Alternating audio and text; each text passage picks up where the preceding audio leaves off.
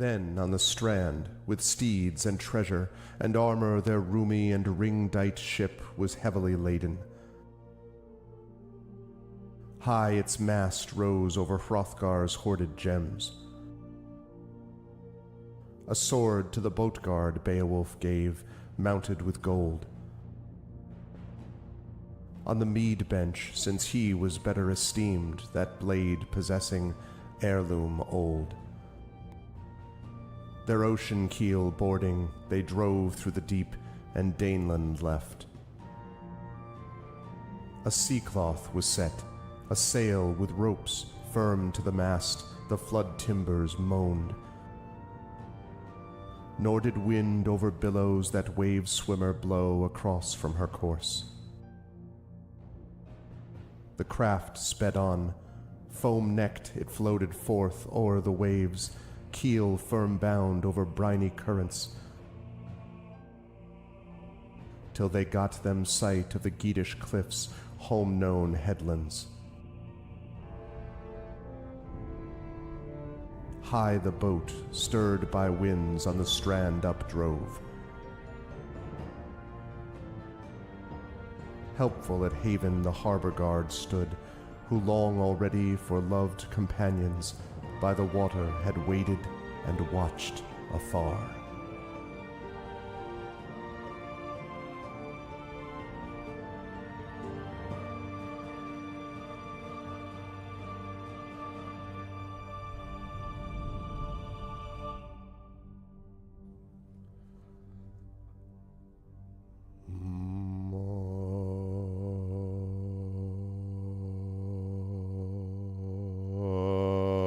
What's going on, everyone? Welcome, Argonauts, to a Tuesday stream. Welcome to May 20th. It is May 20th, 2025, in the year of our Lord, etc., etc., Anno Domini. I hope everyone is doing well. Welcome to Day 17 of Beowulf Age of Heroes with our good friend TariToons. This is part 4 of The Witches and the Wyrm as the quest continues.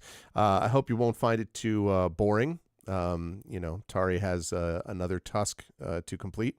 And hopefully she won't hog all the spotlight, because sometimes she's been known to ham it up, and I don't think there's any reason to do that and sort of pig out on all the attention that could be received. I hope that gives everyone a clue about what we're going to be starting with today. But before we get there, a couple of reminders about ways to support the channel. If you haven't done so already, please follow the channel. Please check out our YouTube, and thank you for those watching over on YouTube already. It is !ArvTube. We are up to a new record of subscribers, and I am excited for that. We are up to 1,104 at last check, so every new subscriber is a new record. It doesn't cost you to do anything to do that, but it really does support us and help support the algorithm. So do follow us over on YouTube. !ArvTube there. Discord is !ArvCord. You can hang out with the Argonauts in between streams. Twitter is !ArvTweets. Blue Sky !ArvSky. Website arvaneleron.com. Financially, my cats are following. Excellent. My cat, one of my cats right now, Sherbert, is lying in what used to be a patch of sun. The patch of sun has moved on, but he's still asleep. So that's, he seems unperturbed. He's enjoying the sleep. Anyway, but let me see. And then the website for this is arvaneleron.com. Financially, !Arv Shop is the merchandise area. !Arv Treon. Exactly. Praise the sun, which is currently sitting at 88. Again, my goal was to get two things. It was to get the YouTube subscriber numbers up above 1,100, which it is now done, and stay there. And it's now done that. So we accomplished that before ArvCon. And my second goal was to get the Patreon back into triple digits before ArvCon. We have a few days to do that. Please do that if you can. Support the Patreon because you get good stuff for yourself and good stuff for the channel. If you want an epic character background written about you, your tabletop character, if you want an epic poem written about you, if you want to be able to get even critiques of your writing or anything of that stuff, you can support the channel and support yourself with !Arv. This is a good point, Triffid. And again, the Patreon !Arv there. Plus, subscribe to the channel to get those custom sub badges and emotes to use here, there, and everywhere across Twitch. That would be appreciated as well. Let's see. That also brings us to...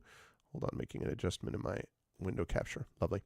Let's see. So that is that. And then, of course, on the publishing side, Exclamation Point Icarus is my graphic novel from Athos Arts. Exclamation Point Library is my Tales and Tomes from the Forbidden Library. That's my 5e adventure and sourcebook from Alligator Alley Entertainment. And Exclamation Point Greyshade. That is my Greyshade IP, Greyshade Renegade Heretic, the Grey Assassin Trilogy from Athos Arts, available at that link. You can also get the audiobook of Greyshade from our very own Trent Sparks at that link. And you can pre-order the tabletop role-playing game of Greyshade, which is in edits. It has 3 adventures, 2 new ones that have just being finished up by Brandon O'Brien as we speak, the lead designer. Super excited for this game to come out, and it is going to be out August of this year. Gen Con 2025 is the official release, so I'm super excited about that. Please do jump on board and support us by pre-ordering that at Exclamation Point Greyshade. And as always, Exclamation Point BLM, Black Lives Matter, important to affirm and assert the significance and importance of Black lives. Exclamation Point Help Now, the World Health Organization page on suicide prevention. Important to reach out to others when you need help and reach out to others when they need help as well. And Exclamation Point Ukraine, Ukraine, to help the people of Ukraine as they fight back against an illegal and illegitimate war with bravery and courage. And we, whether or not our leadership does, we send the message that we will continue to do so in this situation in the future. Quick note on schedule. We're doing Beowulf now at 4 o'clock today. I will be over on GOGCom's Twitch channel with Pen and Pixels playing more Expeditions Rome. Very excited for that. On Thursday night, I will be back with more Oblivion Remastered. Super pumped up because I'm having a great time playing that game. And then, of course, Friday. Dun, dun, dun. Friday is ArvCon 2025. I announced the schedule already. It starts at 9 p.m. Eastern with the Arvocalist playing a GM'd by Zach Clay, also an Arvocalist, one shot of tabletop role-playing. I believe this is going to be Indy's debut in tabletop role-playing. So it's going to feature Rem Alternis, KP Studios. It will feature Indy Full Stop in his tabletop debut. And yours truly, I will be playing this time, not GMing, as Zach is going to be GMing for us, Zach Clay, of Critical Role fame. That's going to be happening on Friday night at 9 p.m. to kick off ArvCon 2025 to benefit the Damon Runyon Cancer Research Foundation.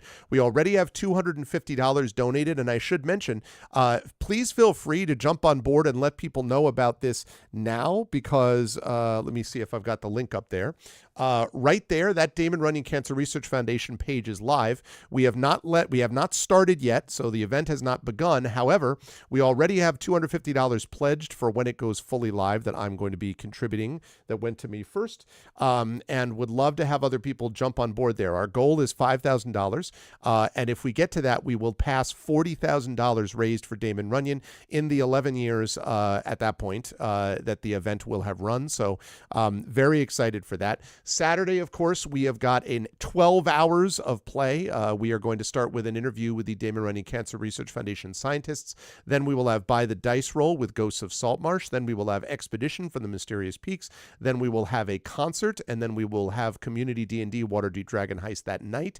Sunday is our marathon session and season finale, season 5 finale, Engines of War within Eberron Oracle of War, as we finish The Dragon Below. And then on Monday, just announced today, I knew that we were playing, I just didn't know what, but now I know that Michael R. Underwood, friend and GM extraordinaire and game designer, today Daggerheart, Darrington Press's new role-playing game, has officially been released today.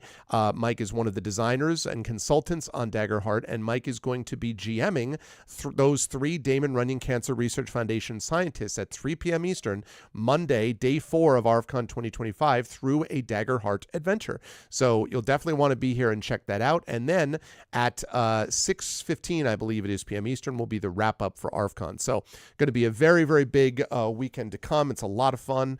TPKing the research team, I know, right?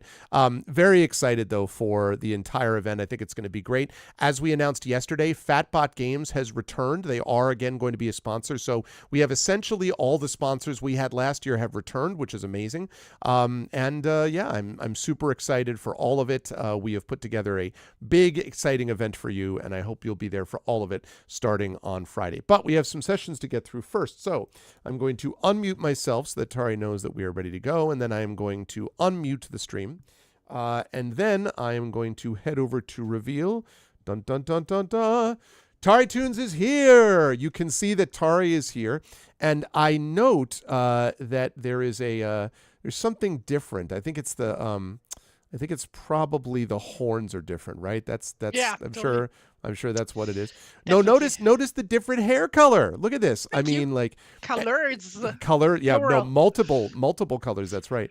And I didn't realize until I saw the new business card how much this is a whole branding exercise for Tari. You know, like I mean, I'm just saying there was a whole part of that. Well, I mean, red and gray just go well together. So Yeah, you know, I suppose. Yeah, I suppose so that's like also true. pink and light green also go well together. Yeah. So that's how that works. So it looks good. It looks good. How are you Thank you. feeling about the new colors and everything? How's everything with you? And whom are you playing this evening? Oh, I feel very, very good about the new color. Made me realize another like cultural difference between Germans and Dutch people. Okay. That is like in Germany, I would have gotten heckled like a billion times over. Really? Yeah, definitely. At least in my home region, like it used to be a thing. Like also like back in the olden days during my punk days, when I used to run around in like shredded jeans and stuff like that. Back before that became a fashion thing in general. Well, back before everybody started doing that. Yeah, exactly. You were the trendsetter, right? I was the trend. Yeah. I mean, unironically, in some cases, yes. But like, yeah, like just people like shouting at me from across the street. Oh, you have a hole in your trousers. Like, no fucking shit, sure. You don't say, really. So yeah, like, but that hasn't happened here yet. Like, I've not been heckled once. Well, I mean, I was like compliment heckled once by like some teenage girls on bicycles were going by me. Like, you have nice hair. That's yeah. See, That's so neat, you know. yeah, there you go.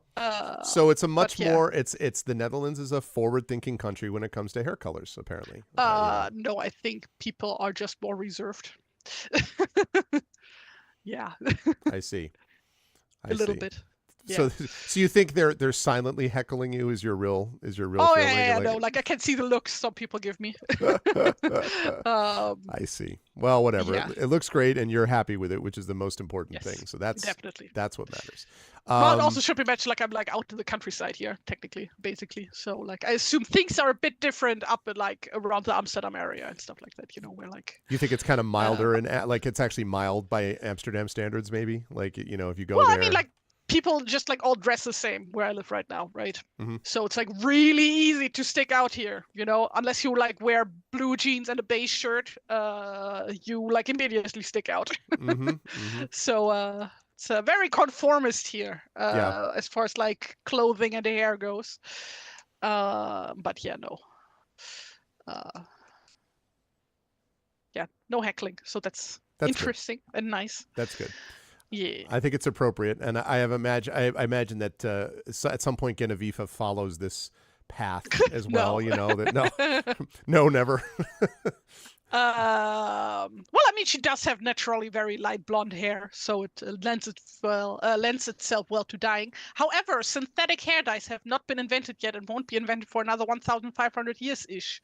So, could use natural dyes though. You could like the essence of flowers and stuff like that, right? You could do... Yeah, but like you like can't really get like pastel colors like this, like without like bleaching them white, first and then. Well, listen, will the color actually stick? Because that's also a thing that like color fast dyes, like, weren't really a thing. Well, not much.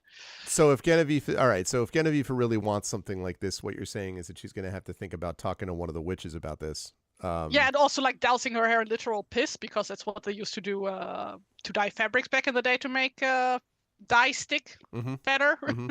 And I don't think she's the type to have her hair doused in piss. So it seems less likely. Yeah, that's fair. That's fair.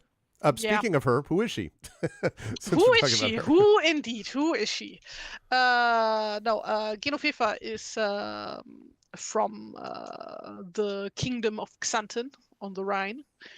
And she used to be a follower of one Runzelt, her childhood friend, who sadly fell into the waves and has not been seen again. True. And since then, Genoveva has, picked up the torch and try to, continue where Runesild left off, which are some very big shoes to fill. And she doesn't really feel up to the task 100%, but who else is going to do it? Right. So that's right. And she had a big success of her own just previous to this adventure in solving sort of a mystery and resolving an injustice that had been done. But on the way back, something funny happened on the way to the forum, as they say, and because on the way back, there was a separate little adventure. You can't see it because it's actually pretty cool out here, chat. It's been a very cold spring, so it hit like 48 Fahrenheit last night here, which for May 20th is kind of pushing it in the U.S. Northeast. But underneath, I am wearing my I'm not procrastinating. It's a side quest shirt, and so there's a sense that I can't call it a side quest because it's the only way that Tari's going to get the respect of the witches. But if Genevieve is ever going to get home, Genevieve is going to need to figure out how to convince this serpent, this huge serpent, to go to bed, so that basically the world's framing of time can work the right way. And to do that, she has to prove that she is worthy to these three witches. She began... Yeah, we've basically been isekai'd into Banner Saga here, where the sun never sets. That's exactly right. Yeah. It's exactly right. And at the end, she's going to have to put herself in eternal torment in a sun. No, I'm just kidding. That's a spoiler alert for anyone who saw the Banner Saga 3. But played. Well, yes, that's true. If you played it, yes. I was thinking because it was on my channel, but that's a good point. That's true. So we began with getting back the bauble of the youngest of the witches, Megden. And then went off to do the second quest, after having done that, of Modor's quest, which, as it turns out, was to resolve a land dispute. And before you all think to yourself, oh, that doesn't sound very interesting, this is not a standard land dispute. This is a land dispute between a cursed farmer and the elf which has cursed him living on his land. Genevieve went to find out what the hell was going on, discovered that neither side wanted to talk to the other, and had to basically earn the trust of both sides. Well, to do that with the elf, and frankly to resolve a little bit of a problem with the farmer, Genevieve decided to go over and try to solve the problem of this weird-looking, let me get the image, this weird-looking... Where are we? No, not that one. Not that one. There we go. This weird-looking boar, which has been acting strangely, which is thinking about Austin Powers, which is ill-tempered, let us say, and nice work on the.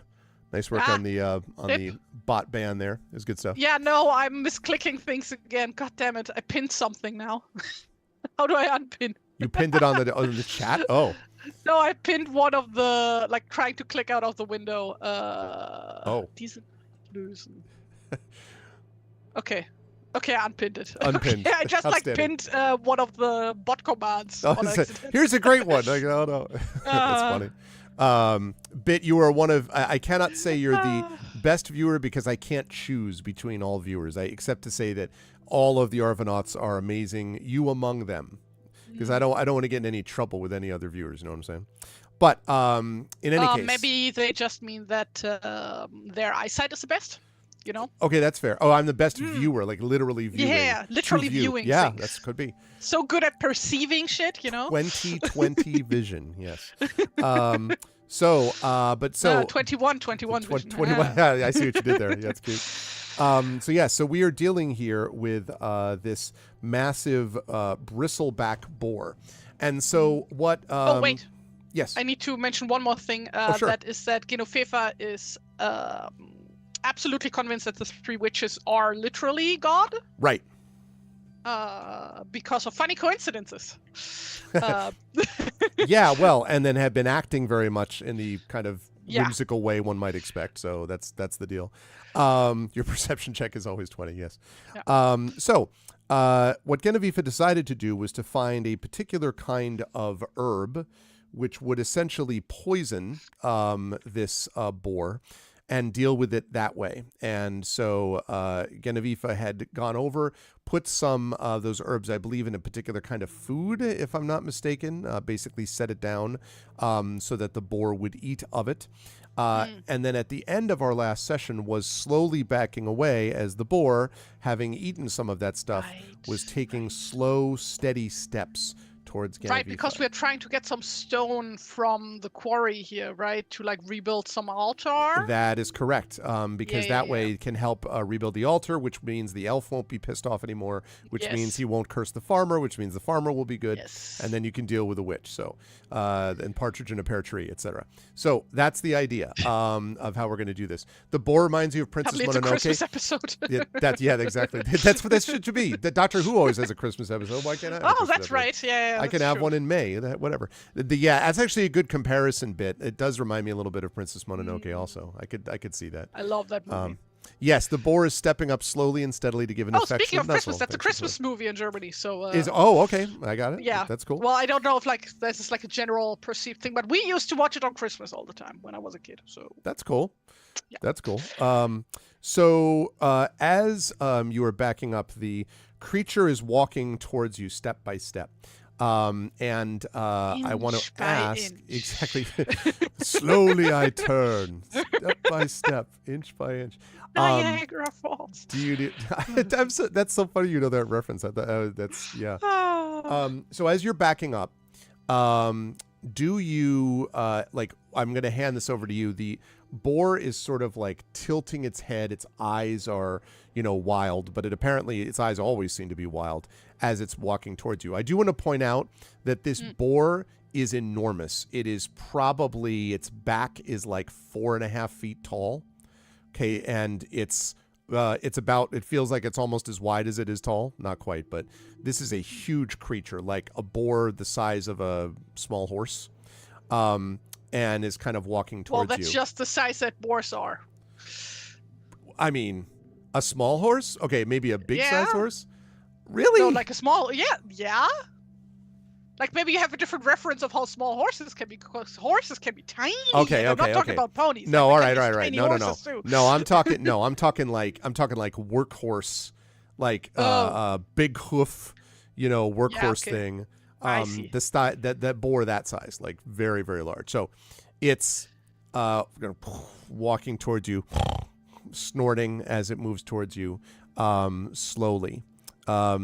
And your followers, I don't think you had every follower with you, right? I think you brought one of them. Oh, I don't remember. Did I write it down? I didn't look at that. I did not write it down. It's a very good question. I probably wouldn't have brought along Rigmod. I think you left Rigmod. I think that's right. We did bring a cart, right? To like to transport the rock. That's right. So it might have been, and I'm sure that you brought Guy. I don't remember if you brought both Guy or if you brought you. I think you took 2 and left 2. So I would guess that it's Yassib and Guy that you brought with you, who are the most physically beneficial. But yeah, probably. Let's say so. Let's say we brought those 2 along. So as you're walking along, you hear Guy sort of like slowly unsheath, his or basically pull the spear from his back, and Ibn Mundir kind of says, "Is this the moment where we turn and run?" So I'm assuming you don't have boars where you are originally from? But generally speaking, when you meet a boar that seems to be angry, you go backwards very slowly. That doesn't make it easier for it to catch us when it runs? If it runs. The question, it paws at the ground. The issue is that as soon as it starts running, we can't outrun it. So... Precisely my question. Yeah, there is no running away from this thing. So the point is to not make it run. But if we do have to run, we all run in different directions, okay? Okay. So no hasty movements and no loud sounds. So Mundir, who has not been looking at you, by the way, other than just giving you the kind of, so this is a bad idea, like side eye, like as you and Guy, as Guy and Mundir flank you, as you're all sort of stepping back. The boar takes a step, and then the boar is like, and it starts to like retch and choke. You. Is it at some point gonna start puking or? Bleh? And then suddenly, and vomiting up, it vomits up. An old man comes What? flying out of its mouth, covered in fluids, What? lands on the ground, Okay, sure. and the boar, the skin of the boar just like falls over. Oh my god, this is a shapeshifter. Or And the old man is something. kind of like sort of at the ground. He's like, so Guy is what? which is for Guy like, Jesus Christ, what is that? Like it's the equivalent of for Guy. This old man is just lying on the ground next to behind him, the empty carcass, the unmoving carcass of this boar. Geofifa just like holds it. It's like, greetings? And then she like starts going towards the man, and like while walking, like she gets out her water bottle. And a water skin. He's like, and he's like, he looks extreme. Like as you can see that he's, besides being covered in these sort of disgusting fluids, you can see that he definitely an old man. I don't know, 70s, 80s, like mid 70s, 80s type of thing, and just sort of, you can see that he looks extremely disoriented, like he's blinking and kind of looking around him, and sort of doesn't even almost acknowledge you, is sort of just kind of reaching around. Yeah, she like as soon as she gets to him, she like kneels down in front of him and like it's like, here drink something, and she hands him the water skin. And he kind of and sort of looks at the water skin, and then he like, okay, yes, she takes it again, opens it, and holds it to him to like make him drink. and he sort of like kind of like slowly, and he sort of like half coughs, half inhales, and as he's doing this, Mundir, who's come up alongside you, says, what is this? Was he possessed? Did he want to be in that thing? Did something consume it? Why on earth, what is this? I don't exactly know what's going on here, but I think he needs our help. And so he kind of like, you can see his eyes get a little less wild. In the meantime, by the way, Guy has come up behind him and like, experimentally nudges the carcass of the boar, but it is definitely dead and also a full boar carcass. And Guy sort of looks down and sniffs, and then looks over at you and says, enough to feed for a long time. And nods. Yeah, assuming this thing is safe to eat. The farm. Meat. Yeah, that's true. But like, first, let's take care of this man. Hello, can you hear me? Yeah. Who are you? Well, I'm Geofifa, and these here are my friends, and she introduces everybody. Where am I? Well, we had a short travel away from. Oh God, what was his name? Was it Elston? Yeah.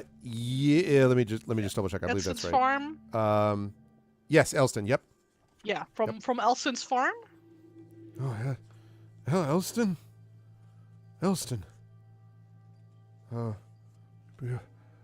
Why? And then he kind of looks behind him at the boar, and he like sort of pushes away. Wow. What am? And he finally, like, his vision clears a little bit. You came to find me? No,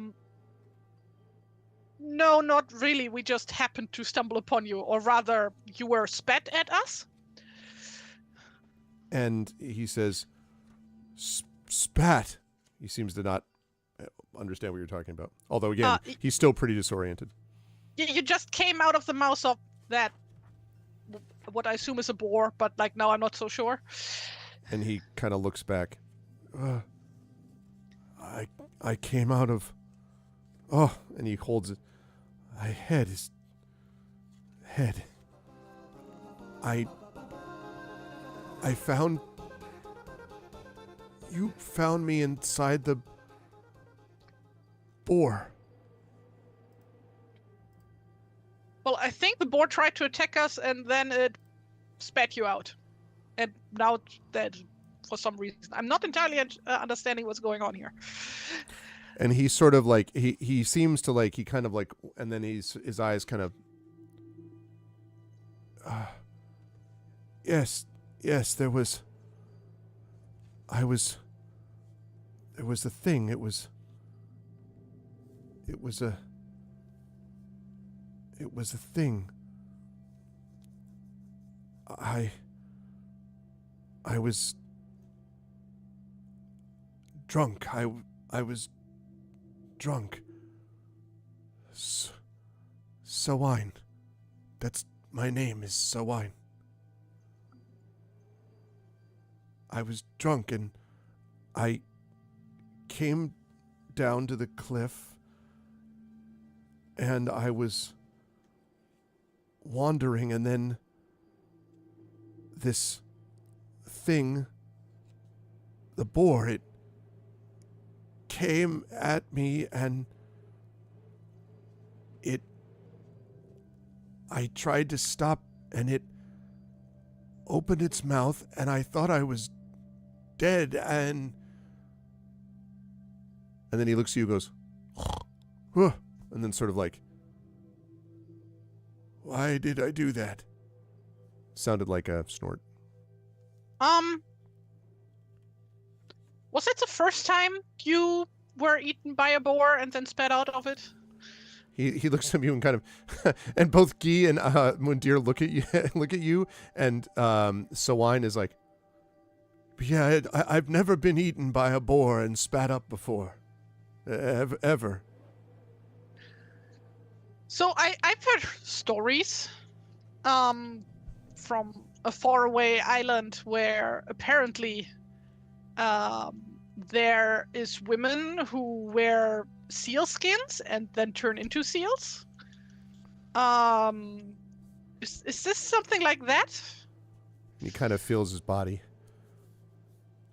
I thought it was a dream. I was dreaming of eating flesh and rooting in the mud, and I thought I was a drunk, but it wasn't.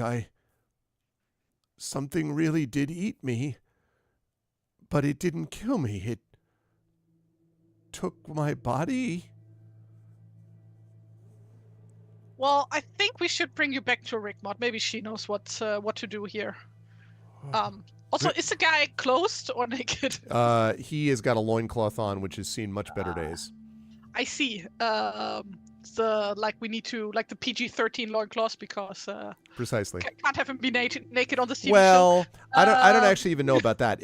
I mean, jokes aside, it would be okay if he were naked, but I think that it may indicate something else. Obviously, he was swallowed. He must have been swallowed whole, because otherwise we wouldn't be talking to him. Course. And the contents of this creature can't have been the usual acidic stomach contents, or he wouldn't be here either. So something. Yeah, what does the guy smell like? Does he smell of vomit, or what does he smell like? No. It depends on whether. Oh gosh, how do I say this without grossing everybody out? Does he smell like a newborn? Genevieve, yes, I was gonna say, was okay. Genevieve ever present at a birth? Yeah, probably. It smells like amniotic fluid, which is not what they would have called it then. Well. Fun fact, in German it's called fruit water. Really? Yeah, Okay, actually. fair enough. If he ate chicken, would it have been like a turducken? Yes, I suppose. It's funny. Right. In that case, she would give him her cloak. And Thank you.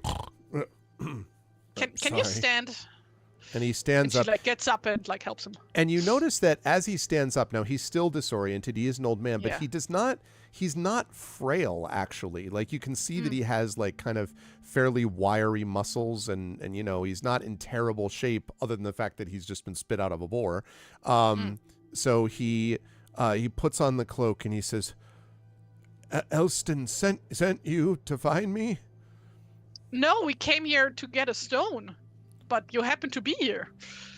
You saved me then. Without you, I would have been in that boar forever. Maybe, I don't know. But first, let's get you back to the farm, okay? Well, let me help. That I'm, and he starts to grin. He says, I feel, well, free. I don't, and then he puts a hand out and grabs your shoulder and he says, I don't feel any urge to drink. I don't feel any. Normally I would be looking for the next drink, but I just feel drunk on life, I suppose. You said you needed a rock. I'll carry the rock. And he, with sort of surprising agility, sort of like hobbles over to this pile of stones. He's like, "Do you need all of them?" And he starts to like try to grab all the stones. And Guy looks at him. Guy looks at you and like holds the hilt of his sword up as if to say like, you know, but the guy does not actually look rabid. Taking note. Yeah. To cure alcoholism, get eaten by a live boar. Highly recommend. Who'd have known? It's like, wait a second. How about we first take care of this boar, because they actually have some food issues down at the farm. And as Guy pointed out, they could probably do with some meat. So how about we make sure that this boar is like actually dead, and she like goes over and like gets a knife and like slits its throat to make sure that it's like absolutely 100% dead. It is 100% dead. Not only is it dead, you're pretty confident that the sort of musculature and all of that of the boar is intact. So there is indeed a lot of meat on this boar, but it doesn't seem to have internal organs, Genevieve. It's like she's literally not taking it out. No, I know, now. but when you cut the throat, though, I mean, like there's no windpipe, there's no, you know, like there's no, and so it's like it was like it literally was a skin. Although again, there's like muscles and meat there, but like it's just sort of a limp costume almost. It seems like now, albeit clearly it must have, like, this stuff looks real and living and all that, or was living. But it is unquestionably dead. It is not going to move unless it starts flapping around. Because, yeah. And here I thought owlbear anatomy was cursed. This is somehow worse. Yeah. Triffitt's like, why are you slitting the throat of the boar? It healed the old man. I mean, or it's a sausage casing. Yeah, I mean, maybe. Oh, yeah. Outstanding. Oh, that means if it doesn't have any organs, we can't get sausage casing. That's sad. So we can't make boar sausage. That's true. Just gonna have to get the chicken style meat, I guess, from the chicken style meat. So yeah, and then like gotta start loading this boar onto the cart. Okay, you can do that. Is there still room on the cart to also put the if you put the rock on top of the carcass of the boar, yes, because the carcass of the boar is like a blanket. It's just like, you know, like on top. Oh yeah, I guess that we first put the stone on there and then put the carcass on there. Nice. But yeah, first of all, like looking at the stones that the guy was like trying to lift, are those the kind of stones we're looking for? Like I don't remember exactly what the description was. It does appear like they are, yes. That there is, it looks like, the several stones that are in the regard of this thing. So yes, it does look like there are several stones that fit the description of what you were looking for. And for those of you, chat, who don't know what we're talking about, the elf was particularly angry because when the farmer was sort of clearing out the land, he took down some of the stones that made up part of an altar that the elf used. And so the elf basically was like, cursed the farmer because he felt like the farmer, and, you know, it was a big misunderstanding, essentially. Well, so it less says. of a misunderstanding, more of like miscaring. You know, people like not just not giving a shit. So, Fair. Them pushing blame around and everybody just being a bit stupid about the whole thing. But yeah, the whole thing, like the quest right now, is to repair this altar and like make sure that the elf is happy again, so that the curse will be lifted. Because it's like not technically a curse that the elf has put directly on the farmer. It's more of like a... The land is cursed, right? Not the Yeah, not but the like farmer. also like it's not a curse.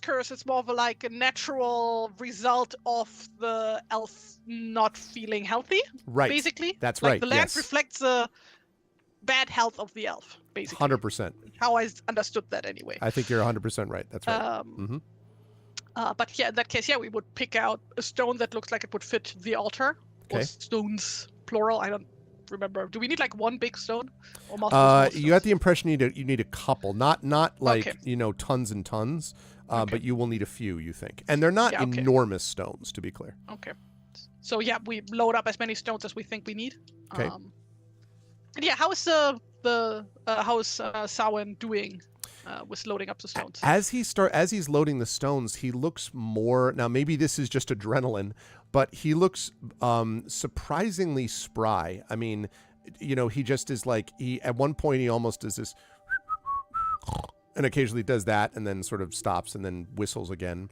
But he looks like a new man in a way. I mean, sort of, you know, reborn. Although you do notice, actually, Genevieve, make a perception check for me, please. Yes, sir. He's a big fan of the stones. Got those moves like Jagger. Perception, right? Yes. A 17. 17. All right. Oh, I have that. I was like, why is it not there? It's because I have it captured too high. Give me 1 second. I will tell you what that means as soon as I capture the actual dice roll and not whatever the random thing was that I was doing before. Yeah, when you roll the 17, you can see kind of modeling of the sort of nose and cheek, sort of a reddishness there. And you can also see what look like a bunch of like sort of burst blood vessels sort of right at the level of the skin. These are all telltale signs of alcohol abuse over a long time. Like you've seen enough drunks to know when someone's done this a lot. I see. And so you get the impression this is a person who abused alcohol for a long time. But he's not acting in any way like someone, just give me a drink or something. Like he's not acting in any way like that. He's sort of happily and with surprising strength lifting up this rock and bringing it over to the cart. Although he does shudder a little bit whenever he sees the boar skin nearby. So for reference, the boar did not drink from the bowl because he did put ale in there, I think, with the herbs.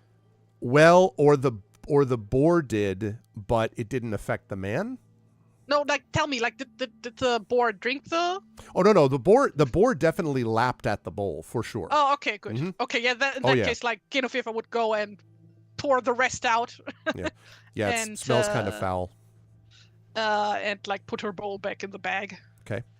And yeah, then get everything stashed and ready to go, I guess. Okay.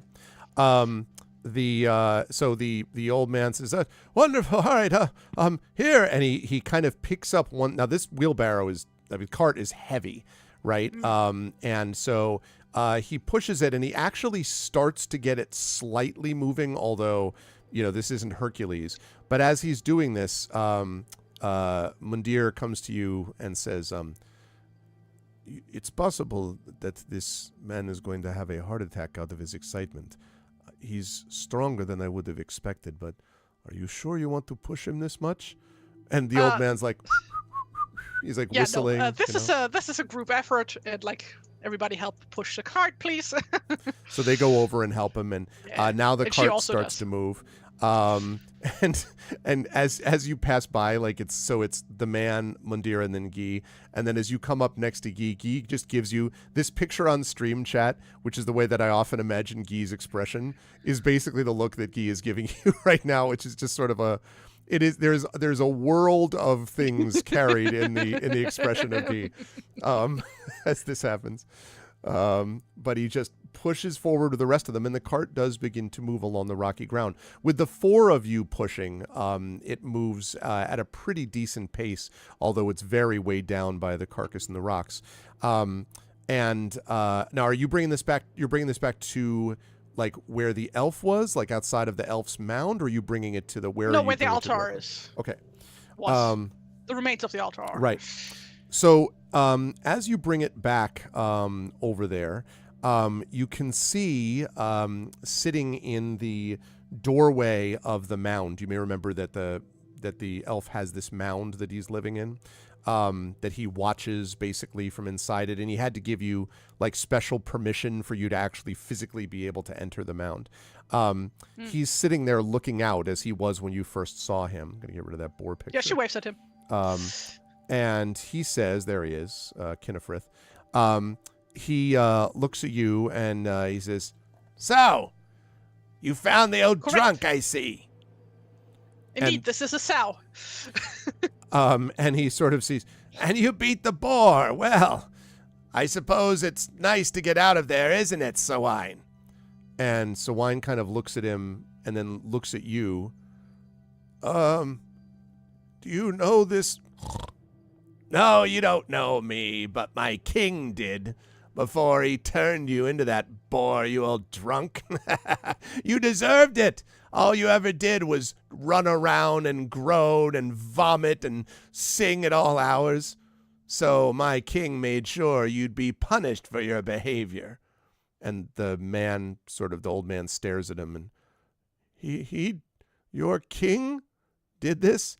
"That's right, but don't think about getting any revenge. He's been asleep below the ground where you can't reach him for centuries now.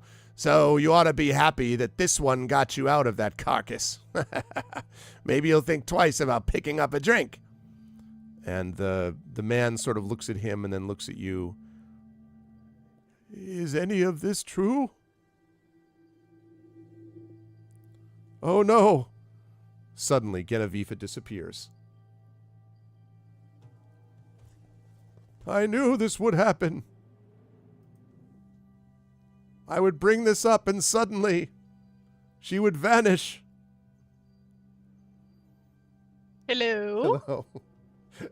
Hi. He said, I missed most of that. Rip. Yeah. Well, so, okay. Yeah, he was talking to you and he's like, "You realize?" And you were just like, and then vanished. Yeah. All right. So where did you lose me? First at like when the elf started to speak, and then I was briefly back for like something about the king cursed you. Oh, okay. And then it broke off again. So what he basically said was that the king, his king, Kinnefrith's king, had cursed the man because the man kept the elves up and sang drunkenly at all hours and like vomited on their front doorstep and everything. And the king got sick of him, and so to punish him, he turned him into the form of this cannibalized boar, basically. But now the king, according to Kinnefrith, has been sleeping underground for centuries, and there's no way you can get revenge on him. So instead, you should just be happy you're out of the carcass. So the old man had looked at you and said, "Is this true?" And then you disappeared before you could answer him. And then he just stared in horror as you didn't respond. And he's like, "Please, why don't you answer me?" Anyway. Well, I guess that explains that. But why would he punish me like that? Well, I mean, he did just explain that you were puking on the doorstep and stuff. So. Well, I might have had a few too many once in a while. And Kinnefrith said, "You mean every day once in a while? Never mind, Sawine. All the farmers around here felt the same way, even that pathetic Elston." And Sawine, "Elston! Oh, I need to go thank him." And he turns around, loincloth and all, and goes And like my cloak. old man style running away, down the farm. Helston, like calling over the fields. And Kinnefrith sort of shakes his head and says, well, at least you got some of the stones. That's something. Hey, what's up, Ribbon? Yeah, and I guess we got some boar meat, though I'm not entirely sure how safe this is to eat. It's fine. It was a regular boar. He just put it around a man. That's all. I suppose that's all right then. That swine deserved it. Ah. Da-da-da-da-da-da. Oh, that is. Oh boy, this physically hurts. Woof. Never boring. Uh-huh. Right. So this like just completely threw me off. This comment. So, Kinnefrith, do you have like any specific requirements for the altar? Because I'll be real with you here. I've never built an altar before. So. It's up to you to try to figure it out. If you're wrong, I'll tell you you're wrong. Good luck. And he kind of sits back. And at this point, Rickmod and Yasib come over, and they see the carcass, the sort of deflated carcass of the boar. And Yasib says, I just saw the old man running. And Mundir says, never mind. You don't want to know. And Rickmod just chuckles and looks at you. Rickmod, outstanding. You've probably built a few altars in your life, right?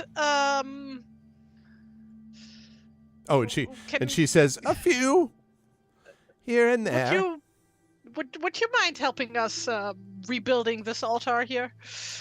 And she kind of brought materials. She looks down, and now I will ask you this: if you start to sort out how the stones should go, I can have you make a legends check, an intelligence check, if you have it. Now, if you do not have the legends, or if you just have sort of base intelligence, I can give you. I'll make a little bit of a bargain with you. If you, I don't think Rickmod is spent yet, but let me just double check.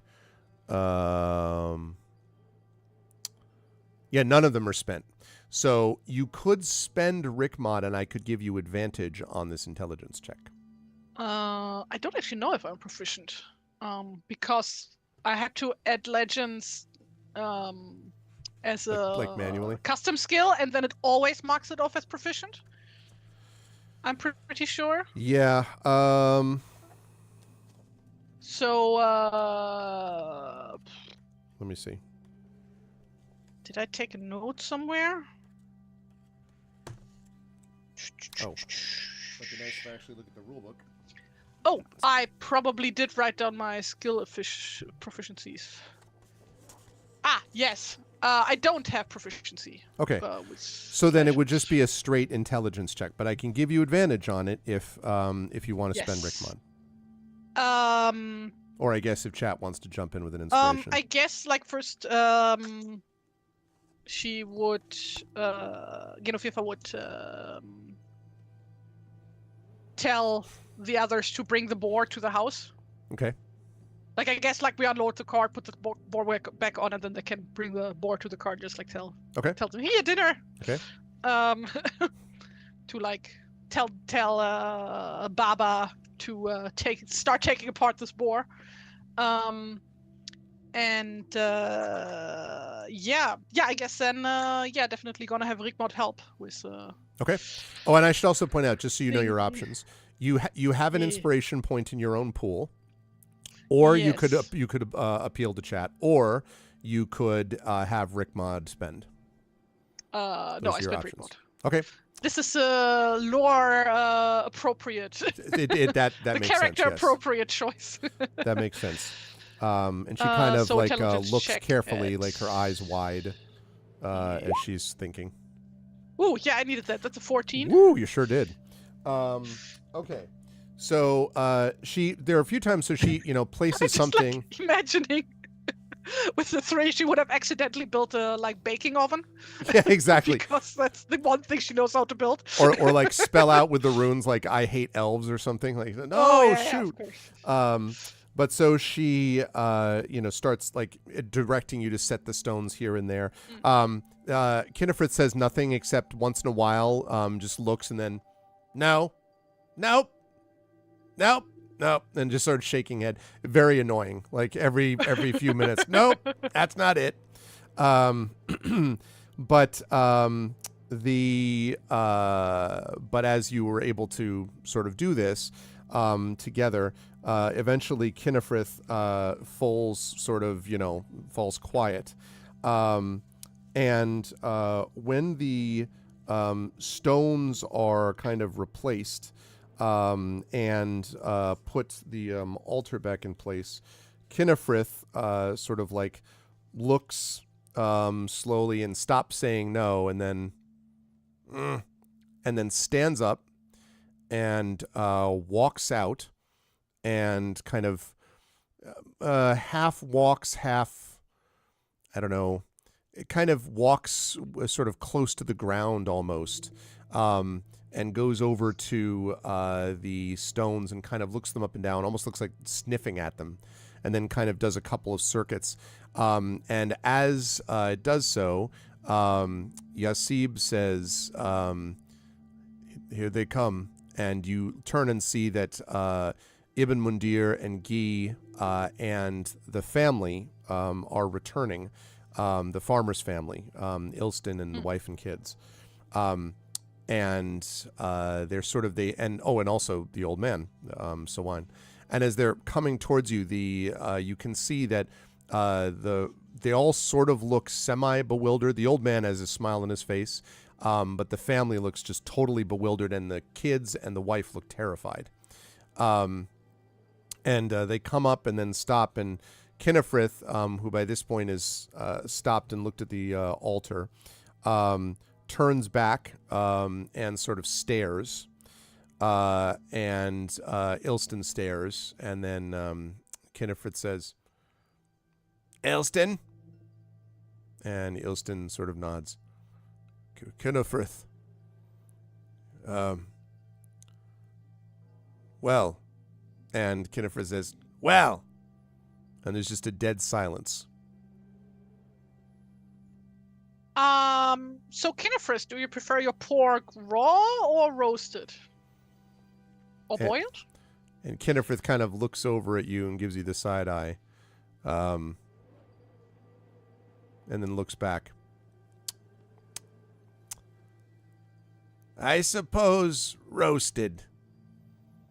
Well, you heard the elf. He wants some roast pork, so let's bring him some roast pork. And nobody moves for a second, and then Ilston's like, can you go do this? And the wife and the kids are like, and his wife says, yes, come on, the children, come on. And they now again, they all look they are all, as you talked about before, emaciated, sort of downtrodden. They move pretty damn quick, with relief, you might say, to move back towards away from the wheelbarrow or from the cart. Or sorry, not the cart. The cart's back at the house, but to move away from the little showdown. And so they go back to do that, and Kinnefrith is still looking at Ilston, and Ilston says, so they've rebuilt the stones and the altar. No thanks to you, Kinnefrith says. Well, I mean, would be nice if this time around it could stay standing. Well, that's up to them. And Ilston says, we won't be able to stay like this. And Kinnefrith's sort of like, and he kind of stares at you, Genevieve, and he says, well, I suppose. And he turns back. Do you want to stay here? He says to the farmer. And Ilston sort of looks at you. I don't. And he drops his voice and whispers to you. Is this safe? This thing? So long as you don't piss him off again, I assume so. But we might do it by accident. I didn't mean to do anything in the first place. Well, next time you do something by accident, you go talk to him and apologize, I suppose. And he says, or just ask first. That's also an option. But he's ill-tempered and Kinifred says, I heard that. I have excellent hearing, you know. And he says, should I really live on the same land with this human? And he also stares at you, Genevieve. Well, I mean, if nobody lives here, then there's nobody here to make offerings to you, so. And Kinifred raises a finger. He's like...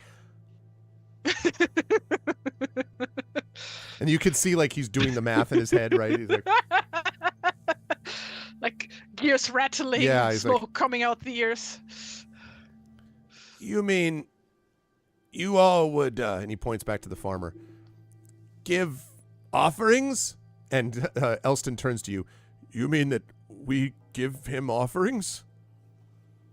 Yes, I thought that was the idea. Like, why all of this went so badly in the first place, because you came here and did not make offerings despite being on his land.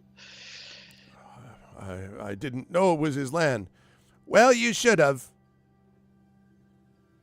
Well, I mean, next time, talk to each other.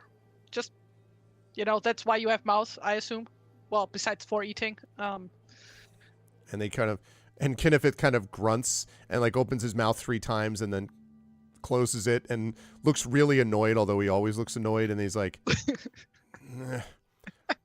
all right, look, if this is going to work, you have to work the land and don't, and he sort of looks around, break these stones. And he points at the altar. And then he sort of stares at the farmer, and Elston says, by this point you can see that you can start to see some smoke, like presumably roast pork smoke, beginning to rise from the farmhouse. And he says, well, you need to help uncurse the land and don't be mean. And he kind of stares at him. Also tell him if something is wrong instead of just getting mad. Yeah. And yes. Same goes for you too, as by the way, Elston. Just like talk when there's an issue. And Ilston opens his mouth. He's like, and like Kinifred does the same, and then they sort of stare at each other. You to get them an oversized T-shirt. This is our get-along shirt. Yeah, exactly. Campfires and have some s'mores. Yeah. And he just Kinifred says, fine. And Elston says, well, fine. And Elston sort of walks over and kind of puts out a sort of a forearm, and he doesn't look at him. And then Kinifred sort of comes out and sort of takes his hand and kind of vaguely slaps at the forearm, and then sort of turns back. He says, all right, that's enough. Get off our land. And he turns around. He goes back into the mound. And Ilston sort of, kind of almost startled, turns around and says, well, thank you. I suppose thank you. But it's going to take work. I don't know if my children will have the strength or my wife to help. And you hear, I'll be able to manage. And you see Sawine walking up, and he's already got in his hand basically a shovel. And he says, this farm needs work. We've got to start digging. I was a farmer back in the old days. And I'm ready. And he holds his shovel up, and he's still got his loincloth, that he's carrying, and he's holds it up and my cloak. And your cloak. And Elston sort of stares at him and then looks at you and says, what do we do with... And he kind of puts his thumb over his shoulder. Well, you said you were not sure that your family is strong enough to run the farm, so here's a ready and willing farmhand. just make sure he doesn't get any alcohol. And he looks back, and Sawine looks back at him and looks at Elston with a big, and Elston looks back at him and get him some clothes, please. I would like to have my clothes back, my cloak back. Oh, yes. And sort of in a very confused way walks off, and Sawine says, you can hear him as they're walking back towards the house. If you were to go over to the side of the property, you could, all you have to do is avoid the rushes on that side. And Elston says, I thought about that. But so they're like chattering in farm talk with each other as they're walking back.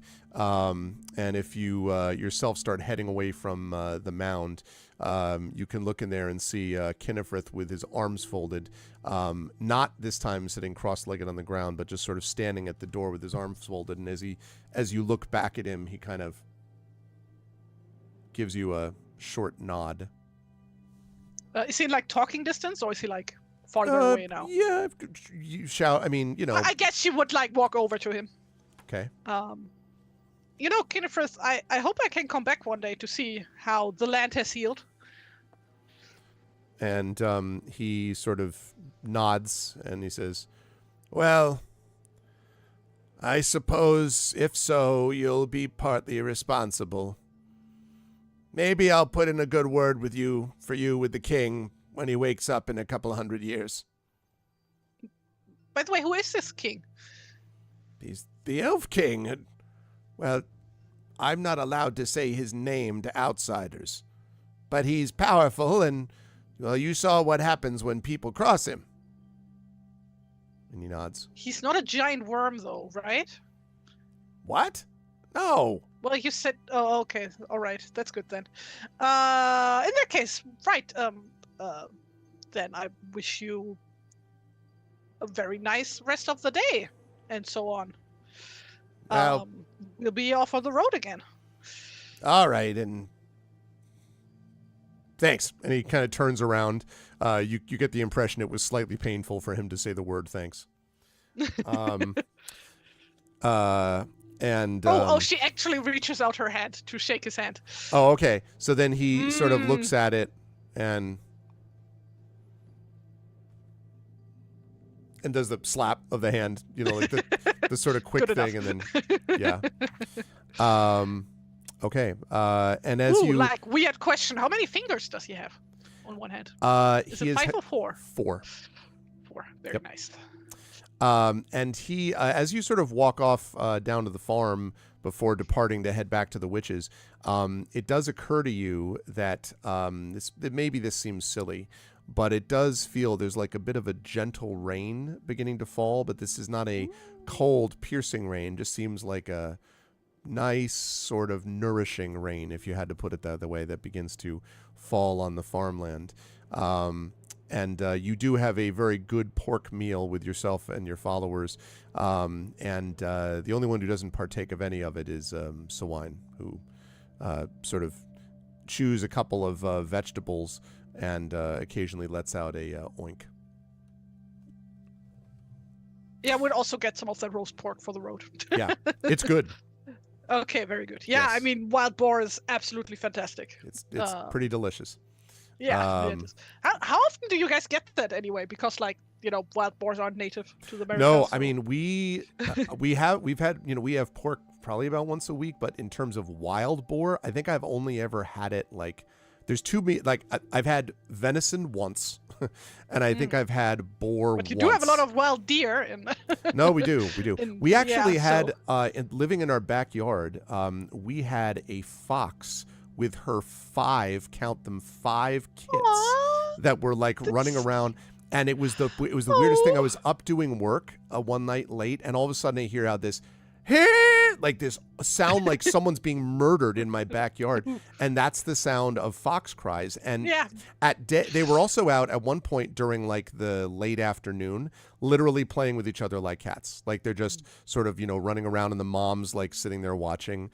We did find a dead possum on so apparently the fox had done their work. But I also heard that foxes also do a good job at keeping local rodent populations down. So when we called animal control, they were like, yeah, they're solitary and they'll move on within a week or so and they'll go off on their own. So we left them alone. But yeah, they were all playing outside so it was pretty cool. So we have bunnies, foxes, a big woodchuck, assuming it did survive the fox, multiple different kinds of birds. And so anyway. Very nice. Yes. It was pretty cool. Now I want some wild boar. I haven't had any in so many years. When I was a kid, we had it all the time because my dad used to go hunting. So, so good. But no more wild boar for me. No more wild boar. You could probably still get some. No, they don't have wild boar in the Netherlands anyway. Well, I mean, like except for like on the German border, but like because they don't have forests here, proper ones. So, like where would the boars live? Yeah. On the on the border, other hand, it's safer. Would you say? On the border is where you on can the find. Border, yeah. Okay. They're very cute, very nice. But yeah, so once you depart, where are you headed after you depart the farm? Back to the Three Sisters. Okay. To like inform them that our quest was successful. Of our great success. Okay. Yes. Like I wasn't supposed to bring anything back, right? It was just like that I have to like settle this. Exactly, dispute. this dispute. Which was not the easiest thing in the world to do until you figured some things out. So well, this time I didn't almost die. So True. That's nice. True. This was a little more diplomatically associated, unless you had decided it didn't to fall battle. into any rivers. That's right. Unless you had decided to battle the boar, which would have been a whole different. Yeah, no, I was trying deal. to avoid that at any cost, because FIFA absolutely sucks at fighting. So, when you you make your way back, you can move your token if you wish back down here, there, Tari. Yeah, there. Yeah. As you make your way back, you can see again the three witches standing there. And of course, the one that you had gotten this quest from was the middle one, the one who holds the baby, Modor. And you can see that Megden is also there tossing her bauble up in the air and then catching it again, pays no real attention to you. And Modor and Widway are both there. And Modor sort of looks at you seriously as you are coming up to her. And she waits. She doesn't say anything when you first arrive.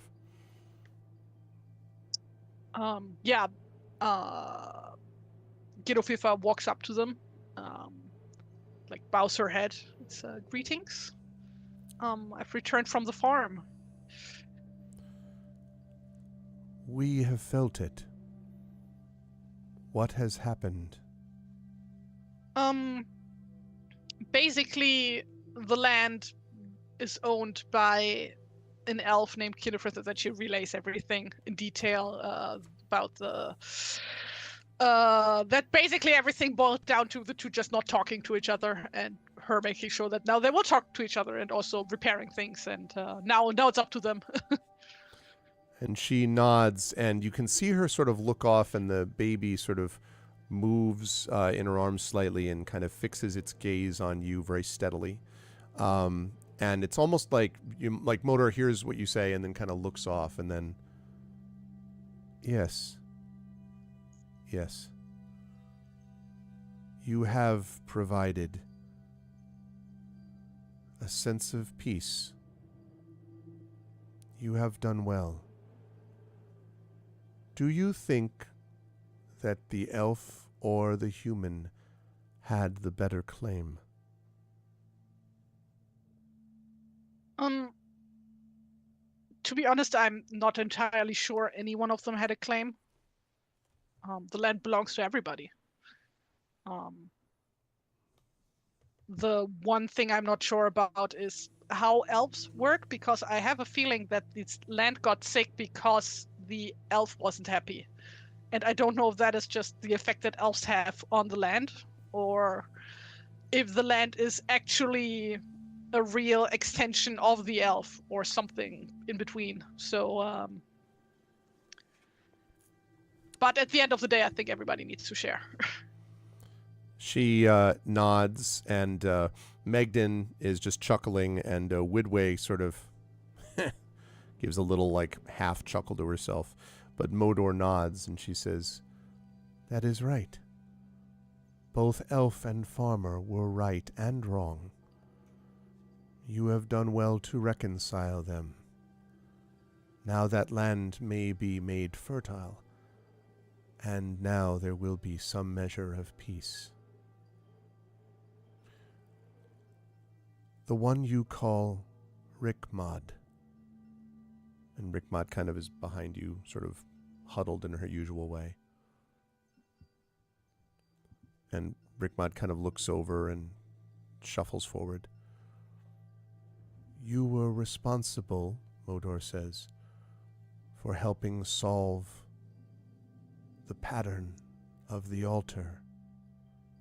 And Rickmod says, "I knew something of it."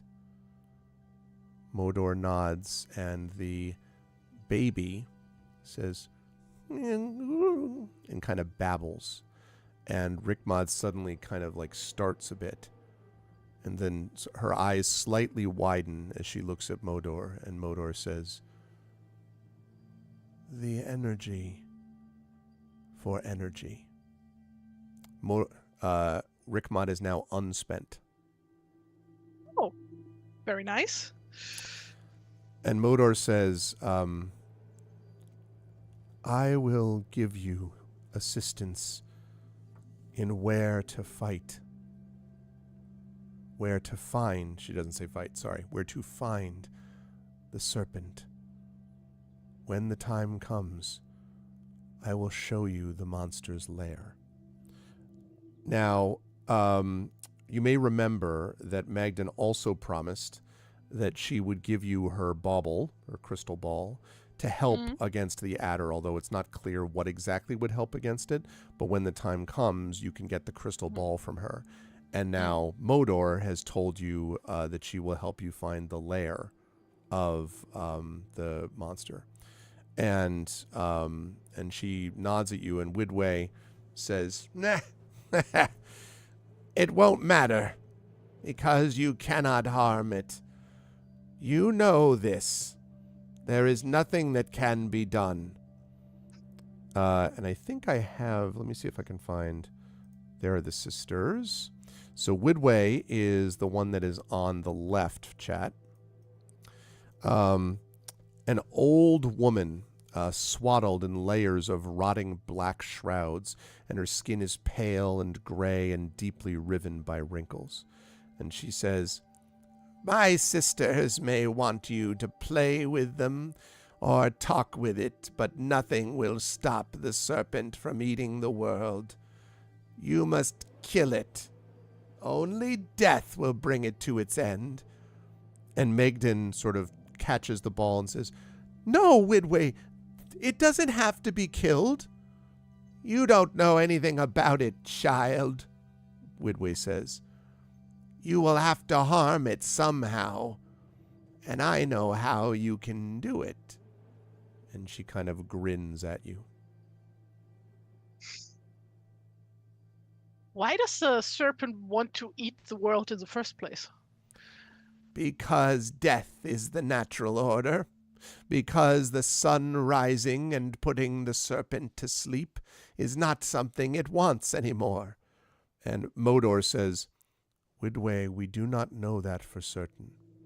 "You think only of balance, sister, while Megden thinks only of life. Only I know the end of all things. This thing wants to swallow the world, as we will all be swallowed in the end. It is the only one fulfilling its purpose of death." And Megden sort of shakes her head, and Modor sort of sighs heavily and doesn't respond.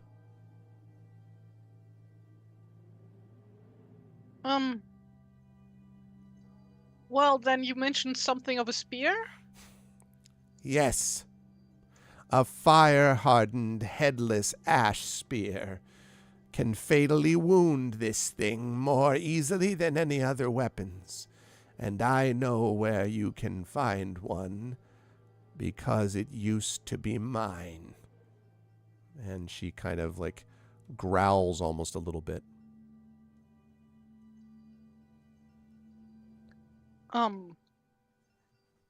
So where might I find the spear? You'll find it with Wolf's head, the bandit king. That snake. Not the serpent, but this king. He tricked me with riddles and was aided by the adder. It's a brutal, petty human washed up on these shores, slew the true king of the nameless land, and observes no laws or customs. And Megden holds the ball and does not deny this. She just sort of like is silent. Modor sort of whispers a few things to the baby, who coos. But you notice that where before they were sort of disagreeing with Widway, they don't say anything here. And Widway says, "He is the one who took the spear. You can find him and get it back, hopefully by killing him as he deserves." I suppose I'll go meet him then. Meet. You may have reasoned your way out of these two fools you helped on the farm, but that is nothing compared to what this one will do. You'll have to face your fear of killing if you wish to head home and bring the serpent to its end. You can't reason with it. You can only bring it to its finish. All right. Well, please tell me where to find him then. He wanders the dead fen. He is hidden from us, and slaughtering the folk who lived here, he leads a dwindling band of honorless brigands. The only thing we know is that he lies somewhere to the north, this trackless fen. Find him there. If you follow the Black River to the north into the floodplain, then follow it through the peat moor in the dead fen. It stinks of death there. It's one of my favorite places. But you must find him there and kill him and take back the spear. And all right. Everyone sort of looks at you, all your followers and everyone. I wish to be honest with you, for I do not want to see needless death where there doesn't need to be any. But I will heed your word. And if I truly do not see any other way to deal with this than by killing with him, then I shall slay him. And she nods and she says, "Good. Then you will eventually find wisdom." And Megden sort of says, "And then she just shakes her head and falls silent. And Modor sort of nods at you and says, "This is our sister's quest. Do what you must, but we cannot advise you." And Widway cackles, "That's right. Only your own appetite for death that you have suppressed must advise you here." Well then, we shall be on our way now. And she nods and steps back. And as you start to head off, she says, "Be careful now. Your death would be the same to me as that one's. So, as long as something dies, I suppose."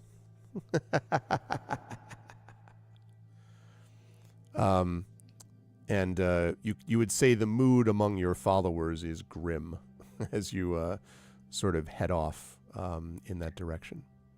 Well, there was a buried lead. As long as something dies.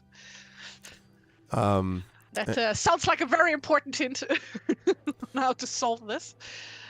And Rickmod says, if you are to get this spear that she wants, perhaps you could steal it from him. And Guy says, he tricked a witch.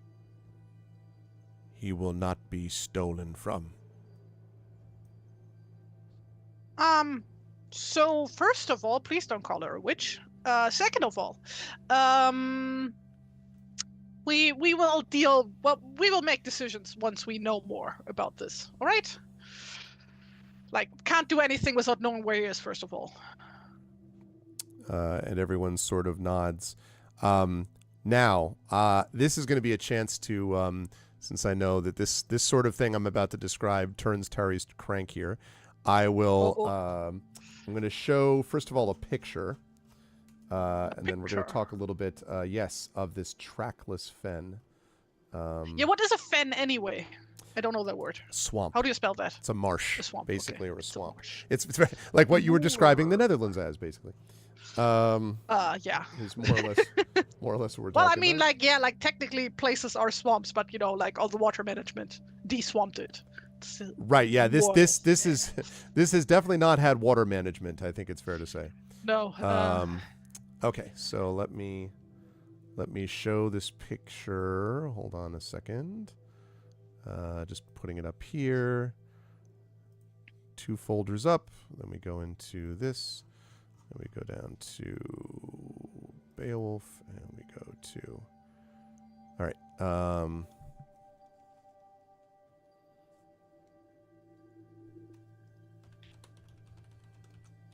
Okay. I love it when I can name a picture trackless fen. That's always a good sign. Okay. I will show this to you in the stream. Okay. Coming up right. Oh, come on. I already did this. Okay. Coming up right now. Okay.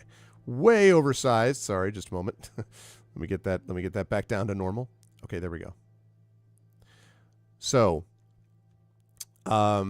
this, as you get closer to it, following the instructions, following the river up and then over, and I'll give you the exact spot on the map where that is to be shown.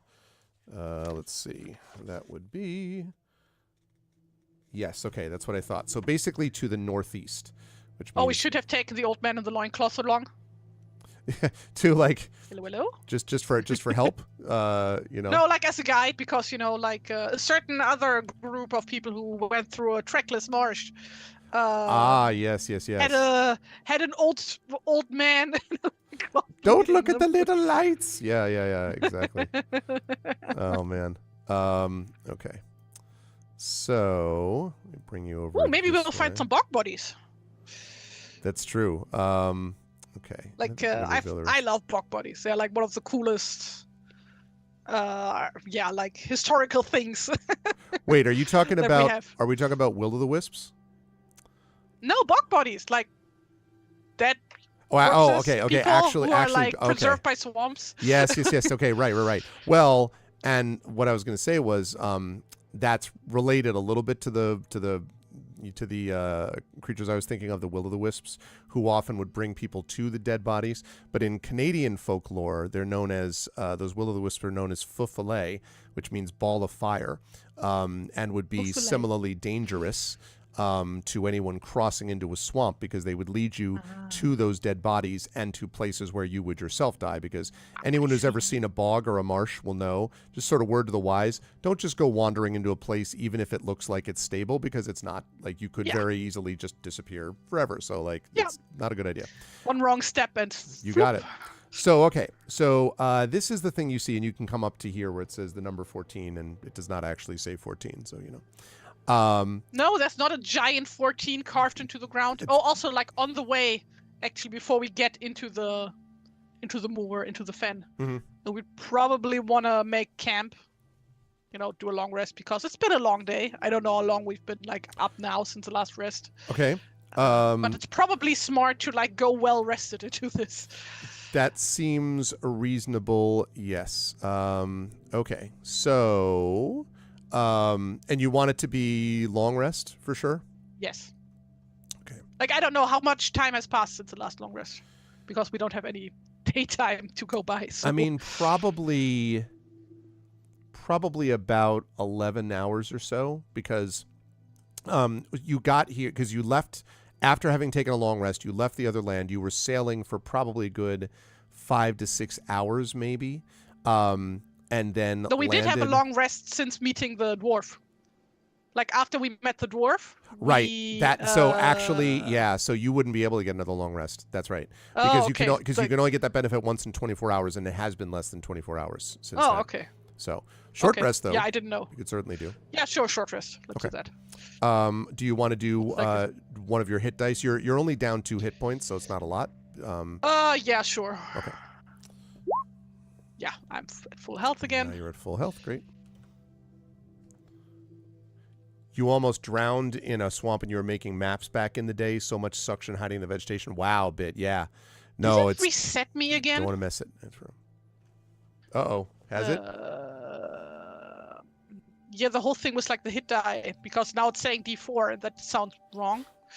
Yeah, because you're level 4 right now.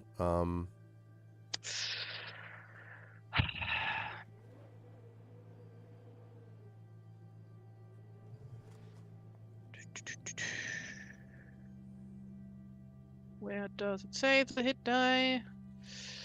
Character creation. Is that it? Hero class. Page 84.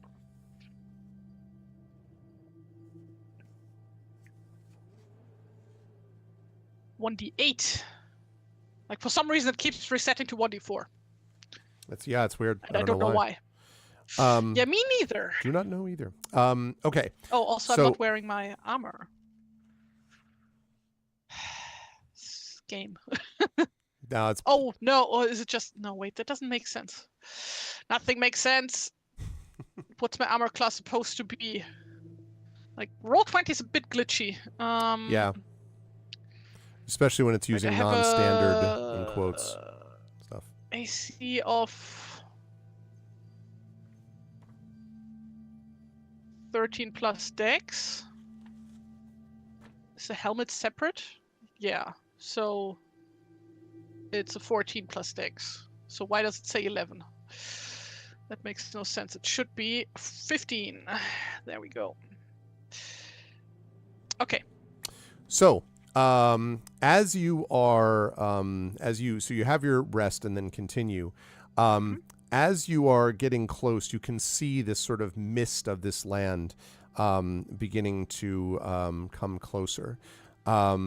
And I want to point out that this trackless fen with this marsh grass and these pools of brackish water, I mentioned that this was going to be something that Tari would get into because particularly to any kind of Anglo-Saxon hero, this is, Chad, a pretty terrifying environment. And the interesting historical note that they put in the book here is that in history it's believed that pressure on farmland from rising sea levels is part of what may have caused the migration of the historical Anglo-Saxons to the British Isles. And there are a lot of references in sort of early medieval sort of apocalyptic literature to this idea of rising levels of water and the disappearing homeland.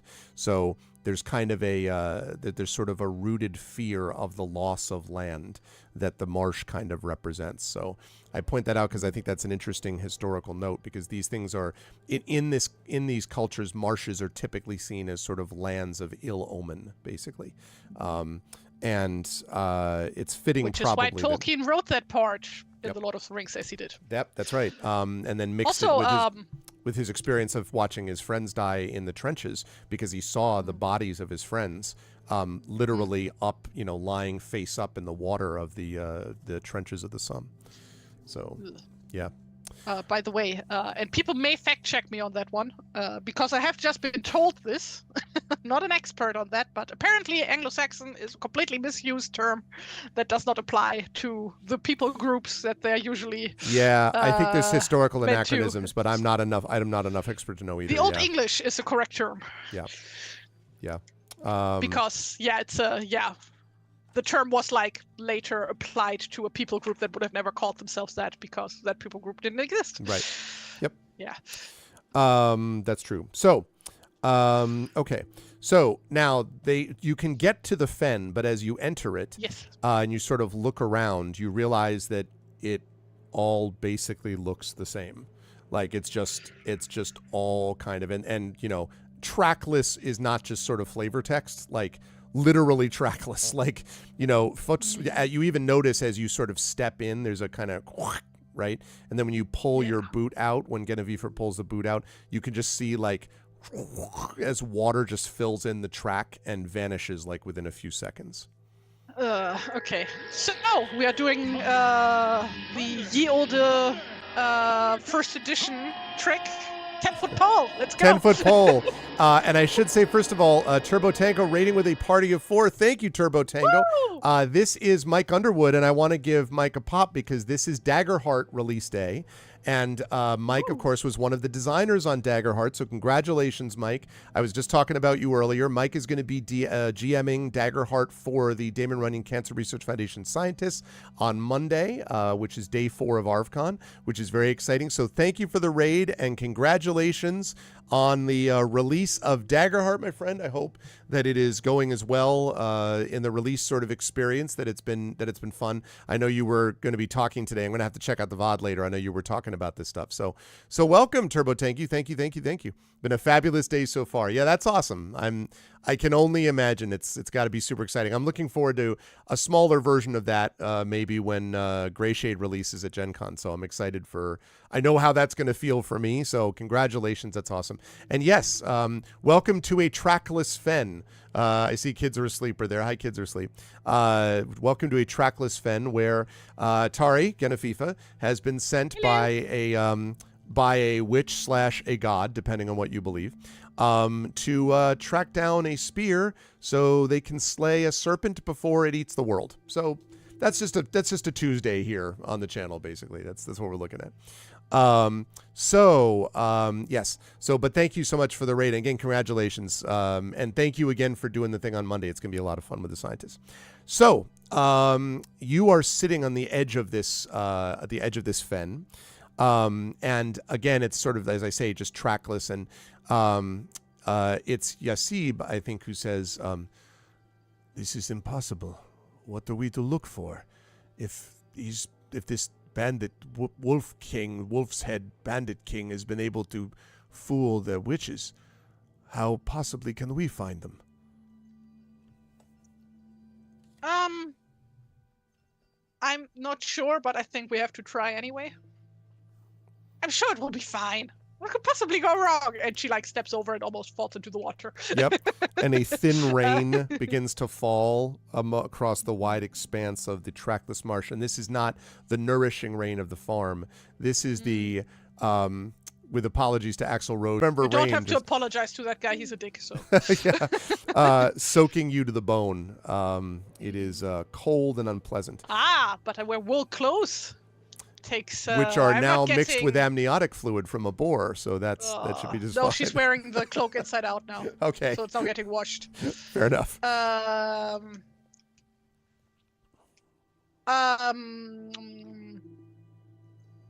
Right, okay, so no, 10-foot pole, that wasn't a joke, actually. Yes.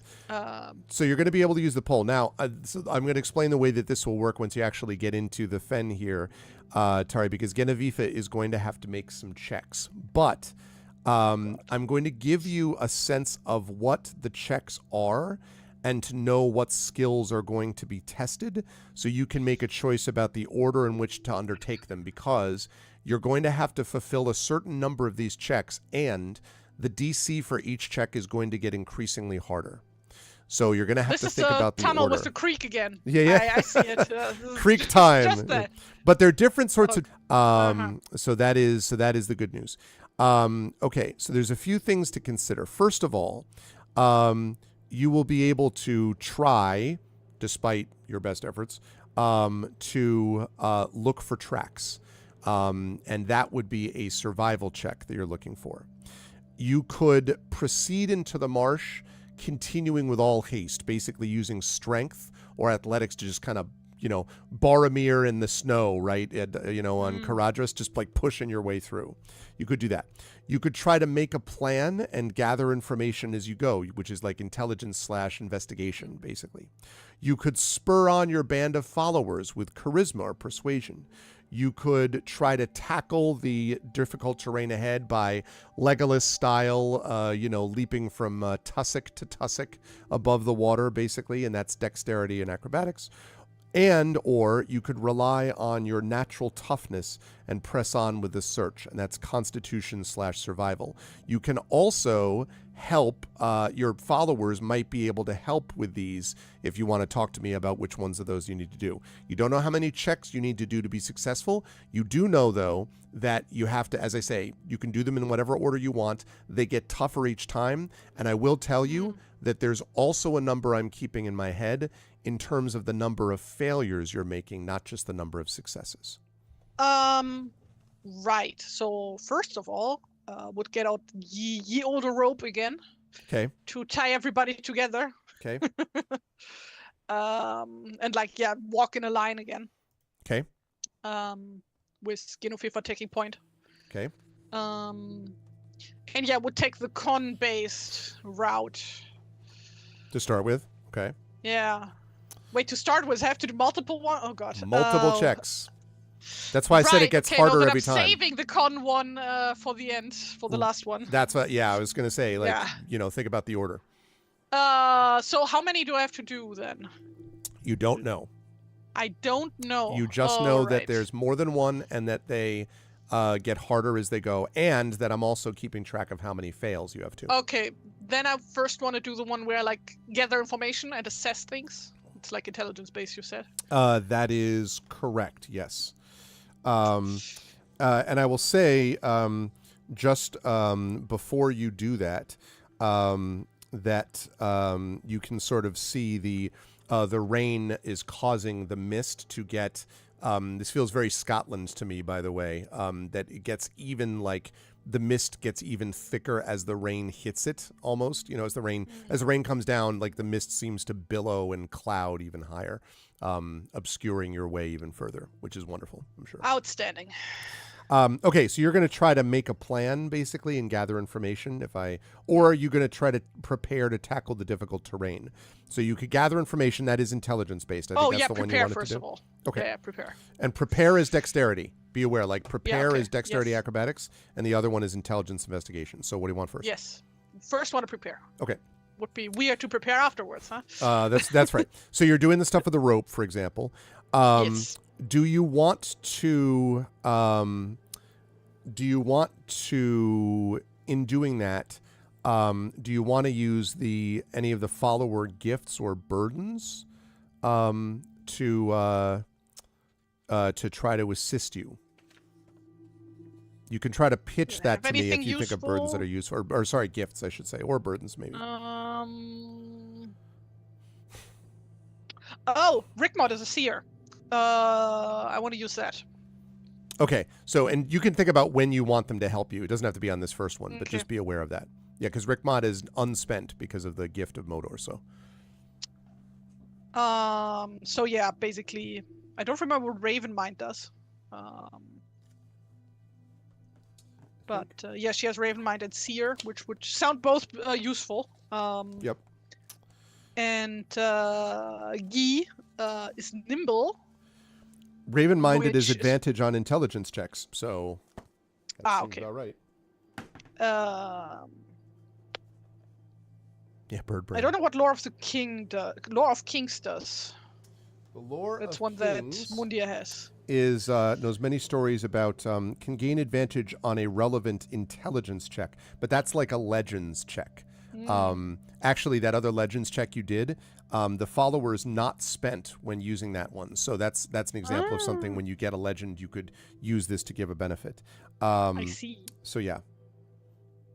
And yeah, he has nimble, which sounds very useful. So I don't know if bare-blooded would come in hand from Ibn Ghalib, but that's also a thing. And you're right about the fact that also nimble does not spend the follower, and neither does Ravenmind spend the follower. Nice. Yep. Okay, so we have that.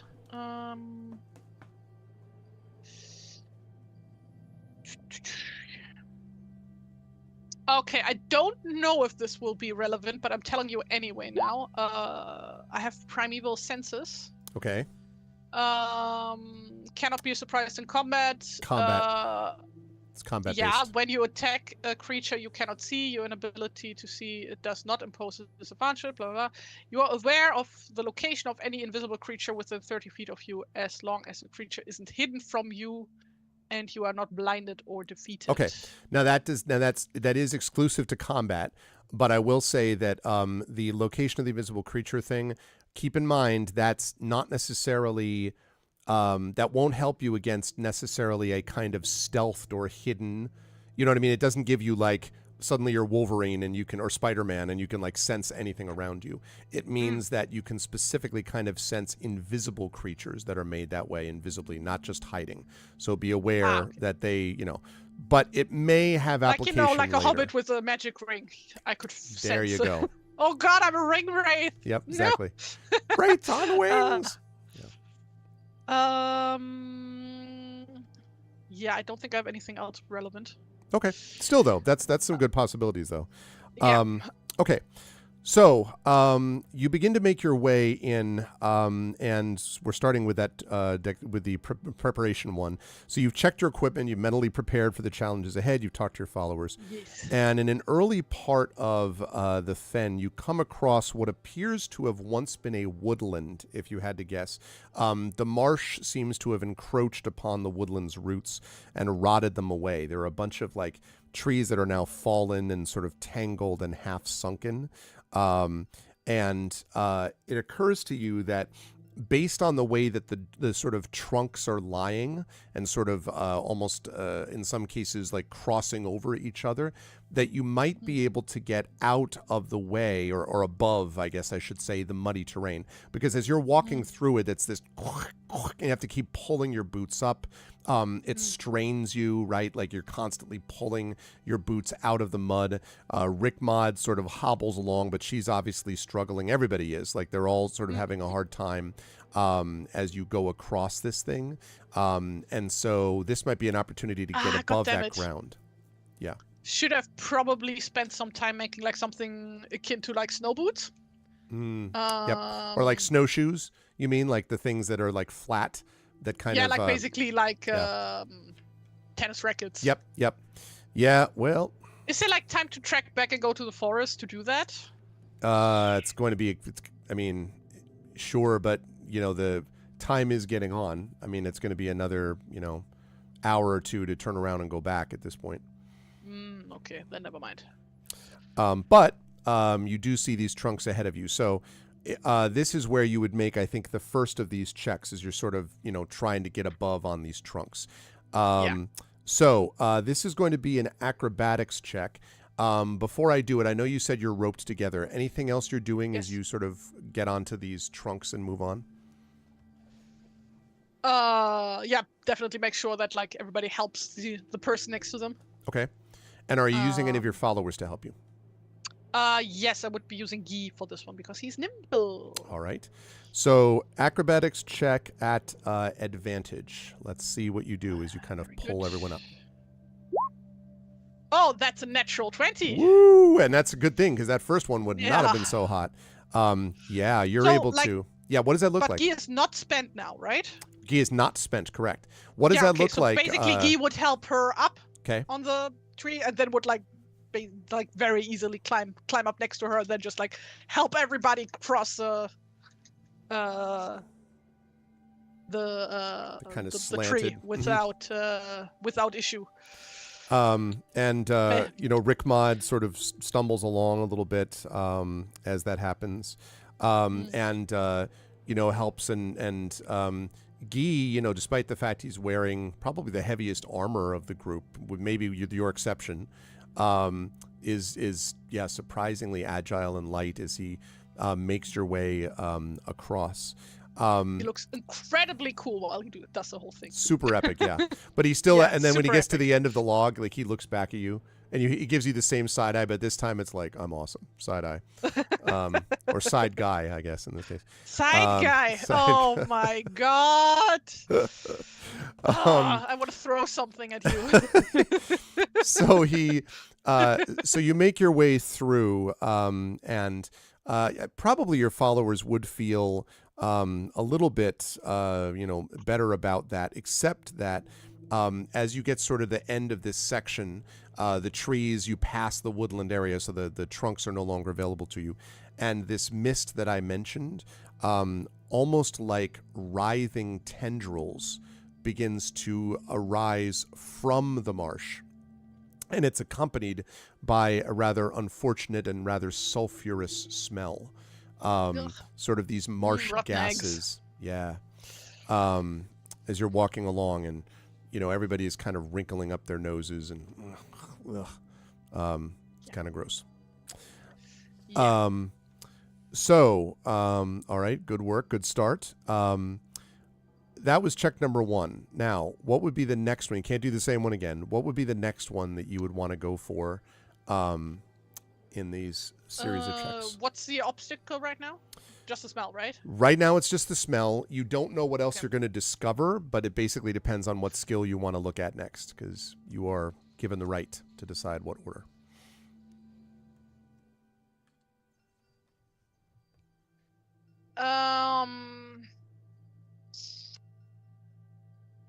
I guess the intelligence-based one, just like trying to remember, because she has like a bit of like, brewing and baking knowledge and that kind of stuff. If she like knows anything about how dangerous this is, okay, these kind of smells, these kind of gases, okay, to like make an educated guess on like, is this safe, stuff like that. And are you getting any boosts on this from followers?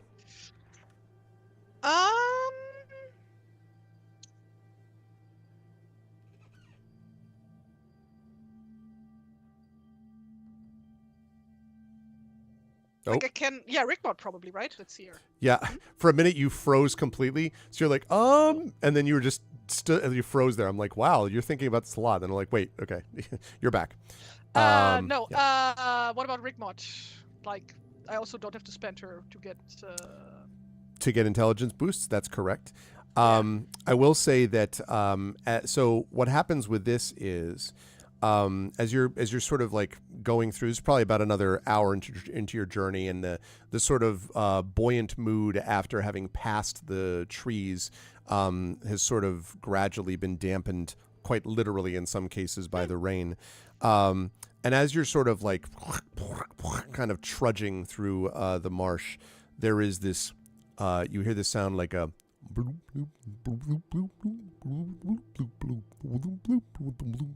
Like this bubbling noise that you hear nearby. Yeah. And you can see it now off to the side, Genevieve, not too far from you, maybe, I don't know, 30 feet, which is, what's that, about 10 meters, I guess. You see this bubbling in the marsh. Not just the sort of typical once in a while, but like particularly in that area. I guess actually I want to use Ibn Mundir, Ruler of Kings, because if he has read anything about stuff like this or heard stories or, science stuff. Okay. Or science stuff. Or do you follow Neil deGrasse Tyson? Well, I mean, like, also, he's very well traveled, Mm-hmm. Maybe he has encountered something like this before. Okay. I don't know how relevant it is, but I'll give you the legends check regardless. And we'll see. Okay. And this is not one of the checks to get through. This is just a side check. So do I get advantage on this one too. I Now. get, yes, but if you succeed, that doesn't necessarily mean anything in particular because this isn't like Okay. it's a little bit off. But yes, you do. 19. Okay, so he. Oh wait, not 19. That's because it automatically adds the proficiency bonus. That's 17. 17. So he says, well, I have not spent much time within marshlands, but it is said that there are many gases that rise from the swamp for different reasons, and he kind of, his nose wrinkles a bit. Well, sometimes these places hide secrets. Good or bad, I cannot say. And they all look over at the bloop, bloop, bloop, bloop, bloop, bloop.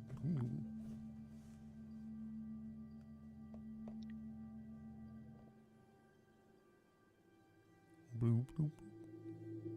Wait, can you repeat that, Bloop. please? Sorry. It was Sorry, a little bit. Bloop, bloop, bloop, bloop, bloop. Give you a little bit of echo. the part that Ibumundia said. I'm Sorry. joking. No, it's fine. So he said that he did not spend much time in marshlands, but that he there are often secrets that he has heard. There are gases that are released from these marshes, and they hold many secrets sometimes in those places for good and ill. But he doesn't know anything obviously specific about this place. Kätzchen. Zwei Kätzchen. Yep, they are. Ooh. They're battling it out right now. Oh yeah. They're real warriors. Real warriors, yeah. I guess we just press on. Genofif has probably smelled rotten eggs before, and probably things didn't explode at that point, so it's probably fine, right? Okay. So, Yeah. so you're gonna It's give that. disgusting, but everybody lived. Don't eat it. So you're gonna give that a miss, okay? As you pass by and you sort of look to the left over where the bubbles are, suddenly there's a psh, and something surfaces, and you can see that there is the top of just one antler pokes out. And you think that the gas may be escaping from this carcass of a long dead deer. It's just kind of like floating on the surface. You don't really see it because you didn't go over to it, but yeah, not the most pleasant experience in the world. Yeah, it's not pleasant, but it's not dangerous. But one thing that is clear to you is that there are clues, it seems to you, with this. You see a couple of sightings of what looks like sort of a cry of a bird overhead, and sort of going by, and then you see the deer. And this is fairly far into the bog. I mean, it's not in the middle of it, but it's pretty far in for a deer to have just wandered and somehow miraculously made it here and then fallen over. Possible the deer was killed, but that means this is a good place for you to make your investigation check. To start seeing if you can put the clues together. So you're going to get an advantage on this now using Rickmod, I think, the Raven-minded or whatever. Okay. That's another 19. 19, wow. And, yeah. Okay. Yeah, so those scavenging birds, the cries of those gives you a little bit of a clue. There is also, as you go along, a little bit of a scent of what looks like or scent of what smells like maybe wood smoke. Now, it could be that's natural and that something is on fire, but you're in a bog. So it's more likely that it is man-made, the smell of this smoke. And there's like too much mist to see anything. Yes, but you can smell, and it's coming from a particular direction. Yeah, following our nose then. Okay. Noses. And you know, as you do this, Rick Mod sort of chuckling goes sort of low to the ground as she squishes along. After about probably a half hour, 45 minutes, you come to an area which seems to be a bit of a clearing, and it's almost like on a raised plateau. It's probably too glorified, but a decent area that's a little bit above the swamp. And when you come in, you can see what is very clearly what is very obviously the leftovers of a camp. There's no question that someone set a campfire here some time ago, and there's a little bit of smoke that you can see still kind of trailing up from the ground where the fire was. Nice. Yeah, wanna check because, like, considering that there's still smoke means this is very, very fresh. Mm-hmm. Yep. So yeah, looking for tracks and like listening in if we like hear anything. Okay. Let's like make an that. investigation check, please. Checking also how many people probably were here. Okay. So if I don't spend Rickmod, do I just get advantage now all the time if I want to? If you're That seems talking a bit about broken. if you're talking about specific things, so if you're talking about intelligence checks, yes, you can do that. Now, some of the intelligence checks might require her to be spent because of what the adventure does, but in terms of her Yeah. usual base skill, no, it doesn't. So you could try to get advantage on this based on her presence. That seems so broken. Well, Honestly. if she stayed spent, you couldn't use it. So, like, for example, Yeah, if but like Modor... she's not. That's why I mean that. No, it not feels right kind of now, broken. but she would have been if it were not for Modor's gift. So if you had screwed up the last one, she'd be spent and you couldn't use that. Oh, so it stays like I can use her so often as until I fail a roll, basically. and then Right, she's spent. exactly. Or until she's spent for some other reason. Okay. So there is a limit because feels like kind of. Yeah, if you Okay, just I'll- automatically had her like a radar, that would kind of be, yeah, exactly.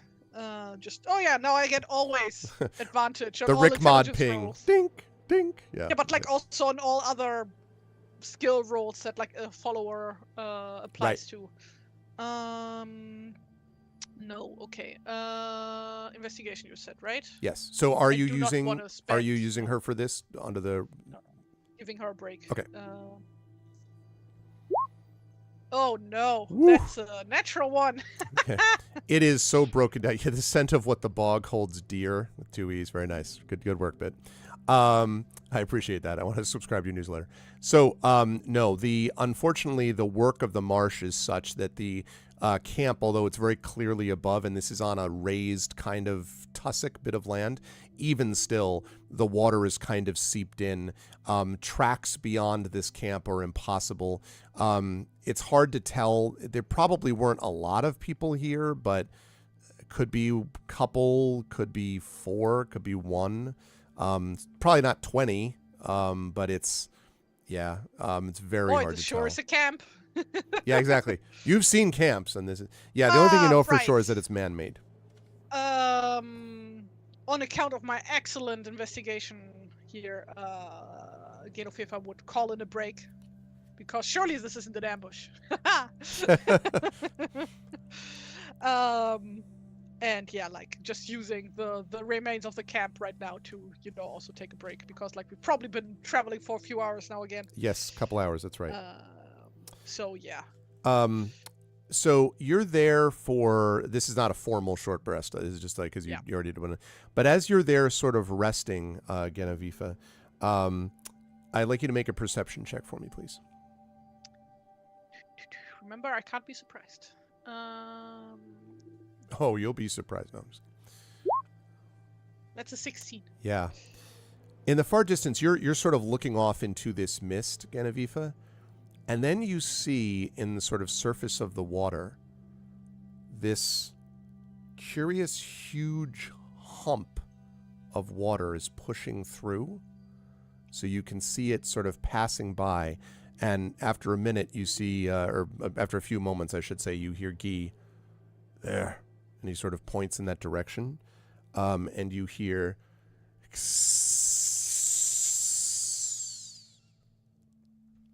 That is not the hissing of gas. No, I think that's our serpent.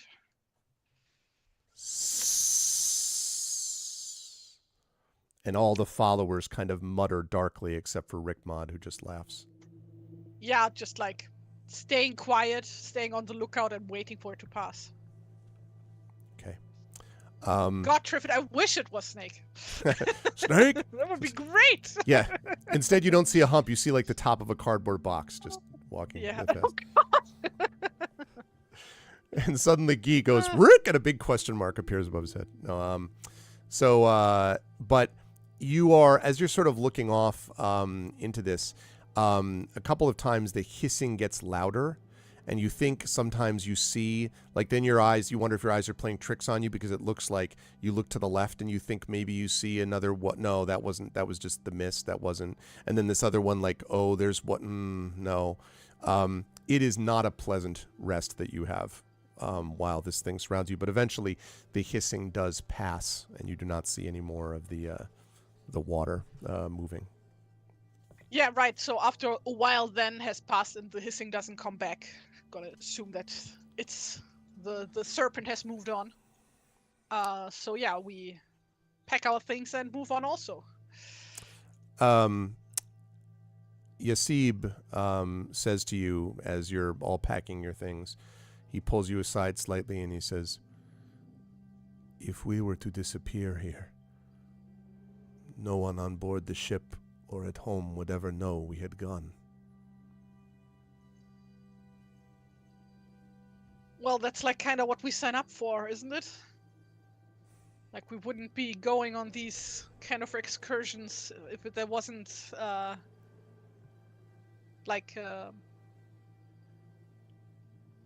without, like, if we... I don't know how to put it. This place is evil.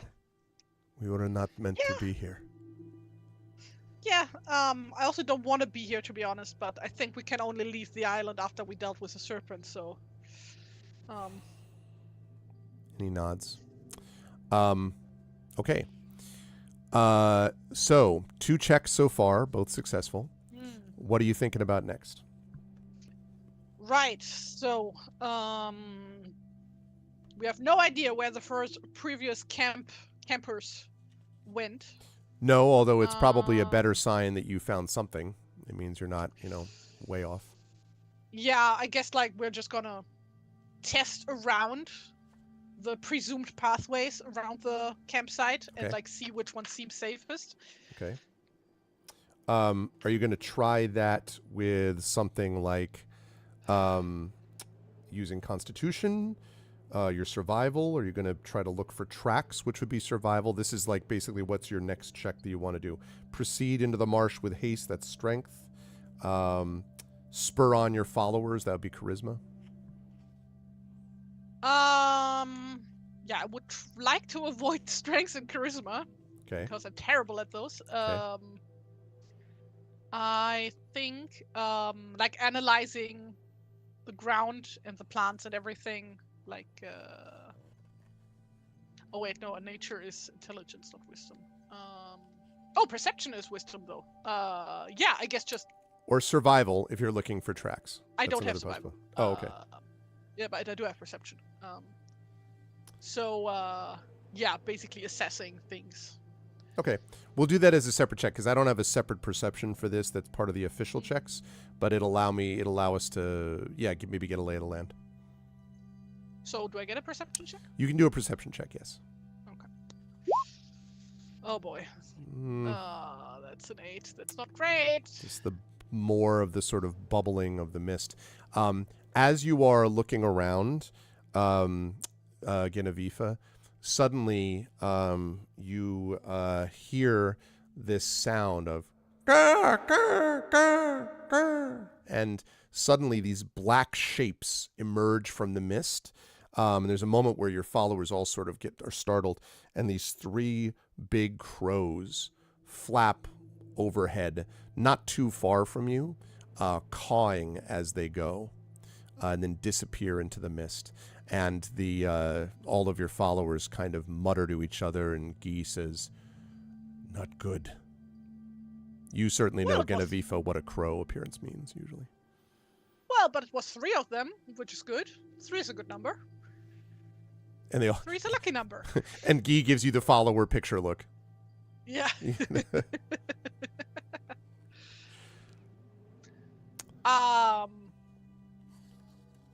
So yeah, I guess at some point, Genevieve would just pick a direction and get walking. Okay. We look in here at Khan. Oh, actually, which direction relatively to where we came from did the crows fly to? Well, they flew the direction you came from. They were coming from the direction you had been heading. Right. Then we're going that way because. Okay. Yeah, because like something probably startled them to make them Okay. fly away. Like possibly anyway. So. Okay, that makes sense. Are we looking and they at like eat dead things, so and we're looking for live things. So the opposite of that is fair? So are we logic looking here. at a survival, like a con check for your next Yes. check to see? Okay, so you head off in the direction where the crows came from, following that very reasonable logic. And after about another half hour or so, you come across this huge swath of what look like bog nettles. These are basically like these spiky plants. And the first you get a note of it is when Galib is like, huh! And you can see him sort of reach down and then carefully pull it up, and you can see there's this, right below the surface of the water, this very spiky kind of plant.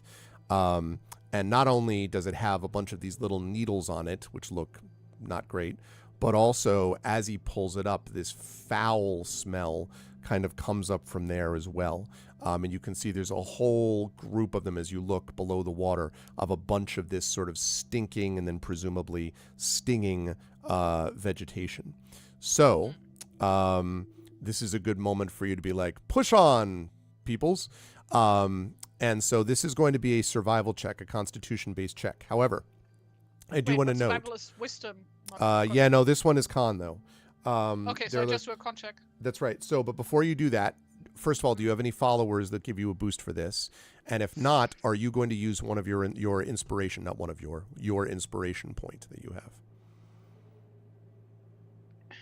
Because this check again is now harder again. I'm not telling you have to. I'm just, making sure you know no, your I'm options. just looking up. Mm-hmm.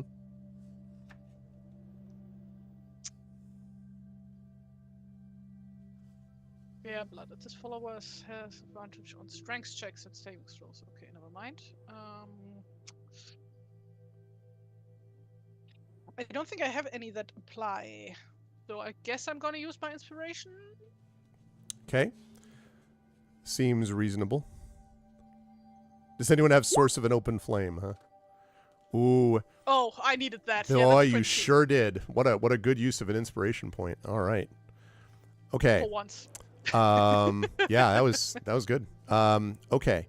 So a 22. So you push through and as you do so, you kind of take the lead a little bit, I would assume, Genevieve. Like, how does it look to everyone else as you're kind of pushing through despite these plants like stinging and, and the stench and the stink of it? Like, how do you exactly, what does it look like when you push through? Actually, she draws a rune-souled sword and cuts away the thorns, the branches. Okay. I love it. Yes. And so you do that, and everyone's sort of you can hear they're all sort of like kind of like making little, some sort of sounds of like ouch, and all that kind of thing. But they see you, and you just push on, like continue to push through. And despite the stinging and the sort of feel of it, you manage to get through these nettles. And just as you're getting to the other side of it, and you hear one of them, probably, I would say, Yasib, kind of saying, like, is there no end to this accursed place? You suddenly hear from up ahead, through the mist, all right, use the water on it. Definitely human voices from not far ahead. Ah. Yeah, Gerofifa raises her hand, like signaling everybody to stop, and They like do. lowers down and like listens in. Perception. I'll have you do this at advantage, though. Thank you. 15. 15. Yeah. So you begin to hear these sounds of, I don't care what you say. There's someone who's in this swamp with us. And then you hear another voice. How do you know that? As far as you know, there could be anything here in this place. And then both of you be quiet. You know what we're doing. But what if the old women found us? Then I'll deal with them the way I dealt with them the last time. There's one voice that's kind of this sort of raspy, deep voice. But it's definitely a discussion happening between 1 and probably 3 to 5, hard to tell, other people along with them. But one of them definitely has a deeper voice than the others. And it's maybe 40 or 50 feet or so ahead of you and in the mist. Can I make a vibe check, please? This feels like a bad vibes. Yeah, exactly. So there are some, I will say that there are some other quite a bit of sort of elevated bits of ground around here too, including the one that's in front of you. You can see the slope of the water, the slope of the ground underneath the water is coming up in front of you, and then it goes into the mist. You don't know what happens to it after that. But the voices are coming from there, so presumably they're up on some land somewhere. And there are a number of little bits of those pieces of elevated land around here too. Right. Genoveva would undo the rope on her belt. Okay. And signal the other ones to wait. Okay. And she ventures forward alone. Okay, I would like a stealth check, please. No, not stealthy, actually. You're just marching no, she forward? wants to meet them. Yeah, the other ones are supposed to be stealthy. She's supposed to go meet them in the open. I see. Okay. Yes. All right. So, if you march forward, then you emerge onto, sort of climb up onto the hillock, and you see. Let me give you 2 pictures here. The first will be here in just a moment. Okay. The first one I will show you in just a second, coming up on the screen now. Okay. You see a couple of guys that look sort of like this. There are a few different ones. They don't all look like him, but they're in the same kind of basic shape. They are wearing sort of tunics, mud-caked boots, and a lot of waterlogged clothing, but this one is holding a spear and a sword. There's another one looking at you that has an axe. In fact, I think I can show that one too. Let's save that as that, and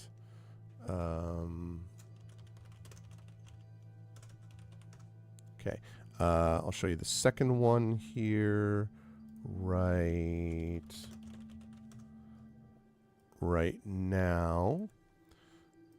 So you see a second one standing next to him, and they're all sort of looking at you, and there are 4 of these guys in particular that are sort of staring at you, and then and they all, as you come in, they all turn to you with their weapons sort of drawn, staring at you, and the one with the spear says, "You, what are you doing here?" So Genoveva has her hands up. Greetings. I've been looking for you, actually. Why? No one's looking for us. Well, so first of all, hello, my name is Genoveva, and you would be... And he kind of stares at you and says nothing. Well, I assume one of you might be Wolf's Head, or the one they call Wolf's Head? And the 2 that are standing in front look at each other, and the one with the axe says, "What would happen if we were?" Well, I'm not sure if you have heard, but this land is being threatened by a giant serpent. And I'm trying to deal with that serpent, and I was told that one of you might carry the only weapon that might harm that serpent. And The one with the axe says, "Well, you've got a lot of nerve working for silence," you hear. And pushing between the two of them, while the other two sort of look, you see this. A giant of a man, not an actual giant, but a very large person, steps forward.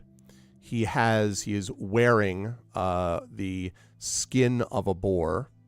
He holds an axe in his right hand, and in his left he holds a spear. And he steps forward and he says, "I won this weapon. It's mine. And before we leave this place, you're going to find out just how dangerous it is." And that's where we're going to bring our session to a close. There we go. Was waiting for that bit. It appears that you found them. Actually, I'm sorry, not the skin also, of this guy is cross-dressing. That's true. Also, this is not the skin of a boar. It is, in fact, the skin of an enormous wolf. I apologize. There are antlers on the back as well, and those seem to be sort of separate from the wolf skin. So you're not 100% sure what the deal is with that, but they seem to be there. Fashion. He does not look friendly. Yeah, exactly. Antlers are just very fashionable. Everybody loves the antlers. That's like, yes, I do. yes. So you made a very good job on those checks, by the way. You were successful with all of them. Hey. And in those cases, and like the inspiration, you would not have made it with that 6. That would not have gotten the job done. So you passed these checks with the use of followers and also with your own knowledge and ability. And now you just have to convince this, bandit king not to attack you and your followers. Should be fine. What could possibly go wrong? What could possibly go wrong? But you also managed to resolve a dispute on a farmland, so success all the way around.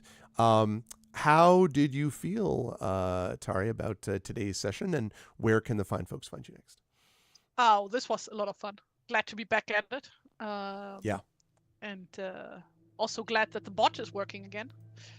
Yes. Who repaired that one? That would be Effect Life.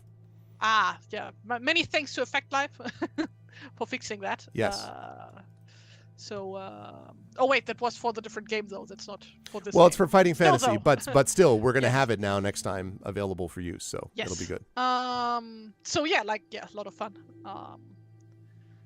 No, not feeling so hot about this situation right now. Yeah, these guys are. Yeah. Oh, hey, what's up, Effect Life? You were lurking. We were just saying thank you for fixing the bot, who's going to get some Yes. use, or we're going to get our final vote in here in just a little bit. But Yes. So yeah, looking forward to where this is going. Yeah. So people can find me on the social medias, specifically Tumblr, Blue Sky, and on Kara, where I post my art, among other things. You can find me under the name TariToons on all of them. So please give me a follow there. And check out my shop. Buy my stuff. yes, I want it off my shelf. which is available at this link, by the way, chat. The Yes. I think if you put in, TariToons. Nope. Tari. Nope. What? Nope. It's because Arcanus bot. So our bot is fixed. Arcanus bot, however, is currently down. But that's fine. We will get that. Wait, I'll just manually grab the link. Yes.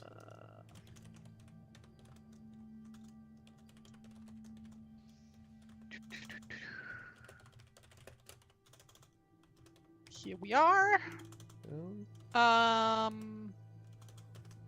rush. So yeah. Just letting you know. Okay. there we go. Please do that. Got it. And come by for the next stream. I don't know when I'm on the next time, but it will be on a Tuesday. It will be Same probably not next week, but possibly the week after as we Yes. move into June. And then the Fighting Fantasy game books, which we will have our bot back for that. And more of this. I mean, we're closing in on the we're in the second half for sure of Witches in the Wyrm. We obviously have to deal with this, and you still got the adder to deal with, but I'm sure Genevieve will be prepared. But yes, We'll definitely buy Tari stuff.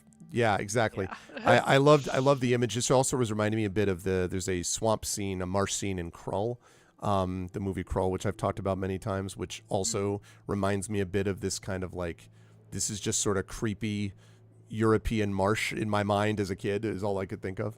Yeah, it was fun to see you go through that. But yes, you should buy Tari's stuff. You should get all of her things. Yes. And Tari, I guess we will see you in a couple of weeks to a few weeks. Yes, indeed. Okay. Thanks for having me. Thank you, Tari. Bye. Always a pleasure. Bye. Toodaloo. Bye. All right. So that is going to be it for us on the channel today, but not for me streaming overall. We will get definitely more out of my camera is way over to the side. Let me get it like that. Let me zoom that in a little bit. That's too much. Let me zoom the other way. But not before I push this button. Thank you very much, Shattermage. What's up, man? Thank you so much. 34 months of support. Let's go. Thank you so much, Shatter. I appreciate it, man. Thank you. Yeah, that was a lot of fun. I am really glad that we're back in the saddle with Beowulf and excited to see what happens. This is definitely those checks were not automatics by any stretch. And so having the ability to be able to use some followers and inspirations and all that was pretty sweet. So very, very cool. And we will have more coming up down the line with more Beowulf and such next month. But I could call for stream day. When in Rome, do as the Romans do. Exactly. Because we are going to be over at GOG.com's channel in about 45 minutes when I'm going to be playing some Expeditions Rome. However, before we get there, first of all, I love the music's very atmospheric, but maybe let's give that a miss for the moment because we're not actually using it right now. Okay. We are going to do our final vote now, which is available for you in next game. And you don't need Arcana Spot for this. You can just go over. Oh, shoot. That's right. We do need it because we don't have the link. Hold on. I'm going to find it in general. I know that Triffid put it already in general. So let me find this link to go. I know Triffid placed it. There we go. I think I may have actually put it there. There we go.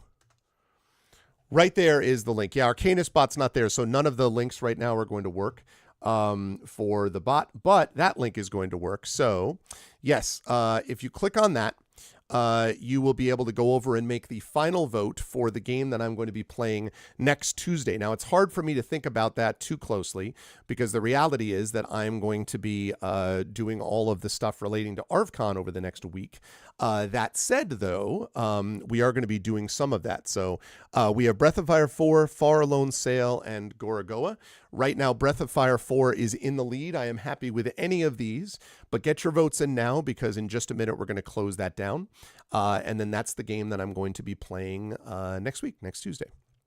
So, and that, as Triffid said, is the schedule of ArvCon. Again, the annual ArvCon to benefit the Damon Running Cancer Research Foundation starts on Friday. Again, for those of you who missed this, Friday night is going to be the ArVocalists playing a tabletop role-playing game with Zach Clay as the GM, and the other ArVocalists, which will consist of KP and Rem Alternus and Indy Full Stop, along with yours truly, will be playing as players in this one-shot event that is DM/GM'd by Zach Clay. That's going to be happening at 9 p.m. Eastern. On Saturday, for day 2 of ArvCon, it'll start at noon Eastern with an interview of the Damon Runyon Cancer Research Foundation scientists. Then we are going to, at 1 o'clock, be joined by the Dice Roll group, playing more Ghosts of Saltmarsh. And then at 5 o'clock, it'll be Expedition from the Mysterious Peaks, playing with that crew. Then we will have a concert with Indy. So Indy Full Stop will be joining us for a concert at 8:15 p.m. Eastern, I believe it is. And then that'll be an hour. And then at 9:30 p.m. on that Saturday will be the incredible Community D&D with the Shadow Crew playing Waterdeep Dragon Heist. And that'll wrap up 12 hours hours of content plus on Saturday. Sunday, we have our marathon session of Eberron Oracle of War. We will be finishing The Dragon Below, which is the conclusion of Season 5, Engines of War of Oracle of War. That is the penultimate season. Starting in June, we'll be starting the final season of Eberron Oracle of War as the characters move into level 17. That's assuming they survive The Dragon Below, which is level 16. So season finale happening on Sunday with a marathon 8-hour session of Eberron Oracle of War, and then of Infinity D&D with Infinity Beyond, Eberron Oracle of War. And then Monday at 3 p.m. Eastern, we will have the conclusion of ArvCon 2025, featuring Mike Underwood GMing Daggerheart for the same Damon Runyon Cancer Research Foundation scientists that I interviewed on Saturday. That's going to be from 3 to 6 p.m. Eastern roughly, and then I will wrap up with about a half hour or so wrap up after that, somewhere around 6:15 to 6:45 to wrap up the festivities. Again, our goal is $5,000. Right now, we at last check had $250 that have been donated. So that link that I put up there before, let me see if I had those links. Arcanusbot was up before. It was working at the beginning. It's just something happened to it in the middle of all that. Let me see. I had this. Yes. So copy that link. Oh, thank you, Triffid. Yes, so that link right there is where the campaign page is. Technically, the event has not yet started, but if you want to send someone over to drop some money or contribute or do whatever, you can certainly do that. Again, details of that are available over on that link, and we'll be officially going live with that starting on Friday. But we are already $250 towards our goal, which is super cool, and I'm very excited for that. So that is going to be happening for ArvCon coming up this weekend. I am very excited about that. Okay, last call now for the game of the month. Very close vote here between Breath of Fire 4 and Farlone Sail. Looks like Gorogoa is not going to be joining us for this month, but Breath of Fire 4 and Farlone Sail. So I'm going to close this down in just a minute. So going once, going twice, and sold. Breath of Fire 4 it is. So that is the game that we will be playing next Tuesday. Breath of Fire 4, very excited to give this a shot. That'll be happening next week. So we will check that out. And that'll be a fun stream too, because I always enjoy the stream after ArvCon because it's sort of it all gets chill and we sort of relax a little bit as we get into a more normal routine for a couple of weeks before all the summer stuff happens, which is like summer travel and some special events like Gen Con and things like that. So, but we get a couple of weeks to just sort of settle into a regular schedule, and that will be happening on that Tuesday afterwards. So I'm excited for that. But I'm going to rise up on out of here now because I've got to go get ready for the GOG stream happening at 4 p.m. Eastern. So I want to thank all of you lovely folks. If you like what you saw and heard today, please follow the channel. Please check out our YouTube, !ArvTube. Again, a reminder, we are at 1,104 subscribers there now. Every subscription there really helps our algorithm. It's free for you to do that, but it really helps us. None of our bot commands are going to work right now, Shatter, because Arcanus bot isn't on. It was on earlier today, but I sent a message out to Shadow Mage. Not a huge deal as long as it's fixed before our next stream, as I'm sure it will be. So it's being broke. That's right. But what was I saying? Yes. So anyway, that's true. I can't give you the exclamation point, any of those things. But if you go to the YouTube, you'll be able to find that and support it. Discord, you can join our Discord channel as well. A lot of this is available on the channel page. So there's that. You can also support us by checking out by supporting my Twitter. You can follow my Twitter and also my Blue Sky, which you can find links to on this page. And, of course, arvinelleron.com is the webpage for all of that. Financially, of course, support the Patreon. Again, you can find a link to that on the page. You can also, of course, support us by checking out our merchandise area, which has a bunch of stuff related to good swag for the channel and good swag for you. You can also subscribe to the channel, as a couple of you did today, so thank you for that, and get those custom sub badges and emotes and inspirations, which may be needed by people as we go along here, so there's that. And then, let me see, what else do I need to say about that? I think that's all I need to say about that stuff. On the publishing side, you can support my writing by checking out my award-winning books, Icarus, my graphic novel from Athos Arts, the Grey Assassin trilogy, which is Grey Shade, Renegade, Heretic. Those books are the Grey Assassin trilogy, award-winning from Athos Arts. You can also get our audiobook of Grey Shade, if you do a search for it, by our very own Trent Sparks from Athos. And from Alligator Alley Entertainment, you can get my Tales and Tomes from the Forbidden Library, which is my 5e adventure and sourcebook from Alligator Alley Entertainment. Also, don't forget to pre-order when you can. You can go to those links, pre-order the tabletop role-playing game of Grey Shade, which will be coming out in Gen Con, at Gen Con, which is in August of this year. So you can pre-order that from lead designer Brandon O'Brien and the amazing people at Alligator Alley. Otherwise, I would give you these commands, but currently they are down. But Black Lives Matter, important to affirm and assert the significance and importance of Black lives. Definitely check out the World Health Organization page on suicide prevention. Important to reach out to others when you need help, reach out to others when they need help as well. And also, don't forget to continue to support Ukraine as it fights against an illegal and illegitimate war with bravery and courage. And we send the message that whatever the hell our leaders think they're doing, we as the people are going to support Ukraine in every way that we possibly can. Otherwise, I want to thank all of the wonderful people that are here today. Thank you to my wonderful mods, Shattermage and Triffity Metz. Thank you so much to my Patreon supporters and subscribers, Shatter, Triffid, Effect Life, and Bit. Thank you so much to my wonderful viewers. Thank you to Imaginary Exponent, Jagtress, Mr. Jonas, Nonstop, who is, of course, a sub who was lurking in the background. Thank you to Nostalgic Rhino. Thank you to the Contessa. Thank you to Wispy Song.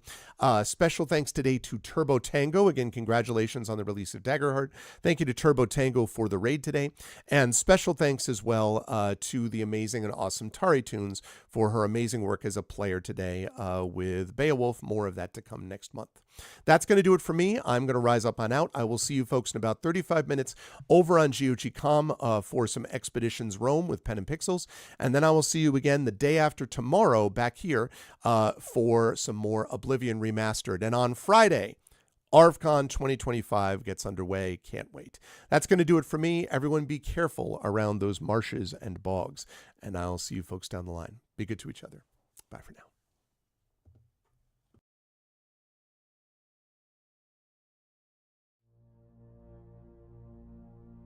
Then on the strand, with steeds and treasure and armor, their roomy and ring-dight ship was heavily laden. High its mast rose over Hrothgar's hoarded gems. A sword to the boat guard Beowulf gave, mounted with gold.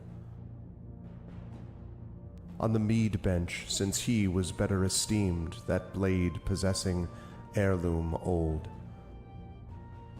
Their ocean keel boarding, they drove through the deep, and Daneland left. A sea-cloth was set, a sail with ropes firm to the mast, the flood timbers moaned. Nor did wind over billows that wave-swimmer blow across from her course. The craft sped on, foam-necked it floated forth o'er the waves, keel firm bound over briny currents, till they got them sight of the Geatish cliffs, home-known headlands. High the boat, stirred by winds, on the strand updrove. Helpful at haven the harbor guard stood, who long already for loved companions by the water had waited and watched afar.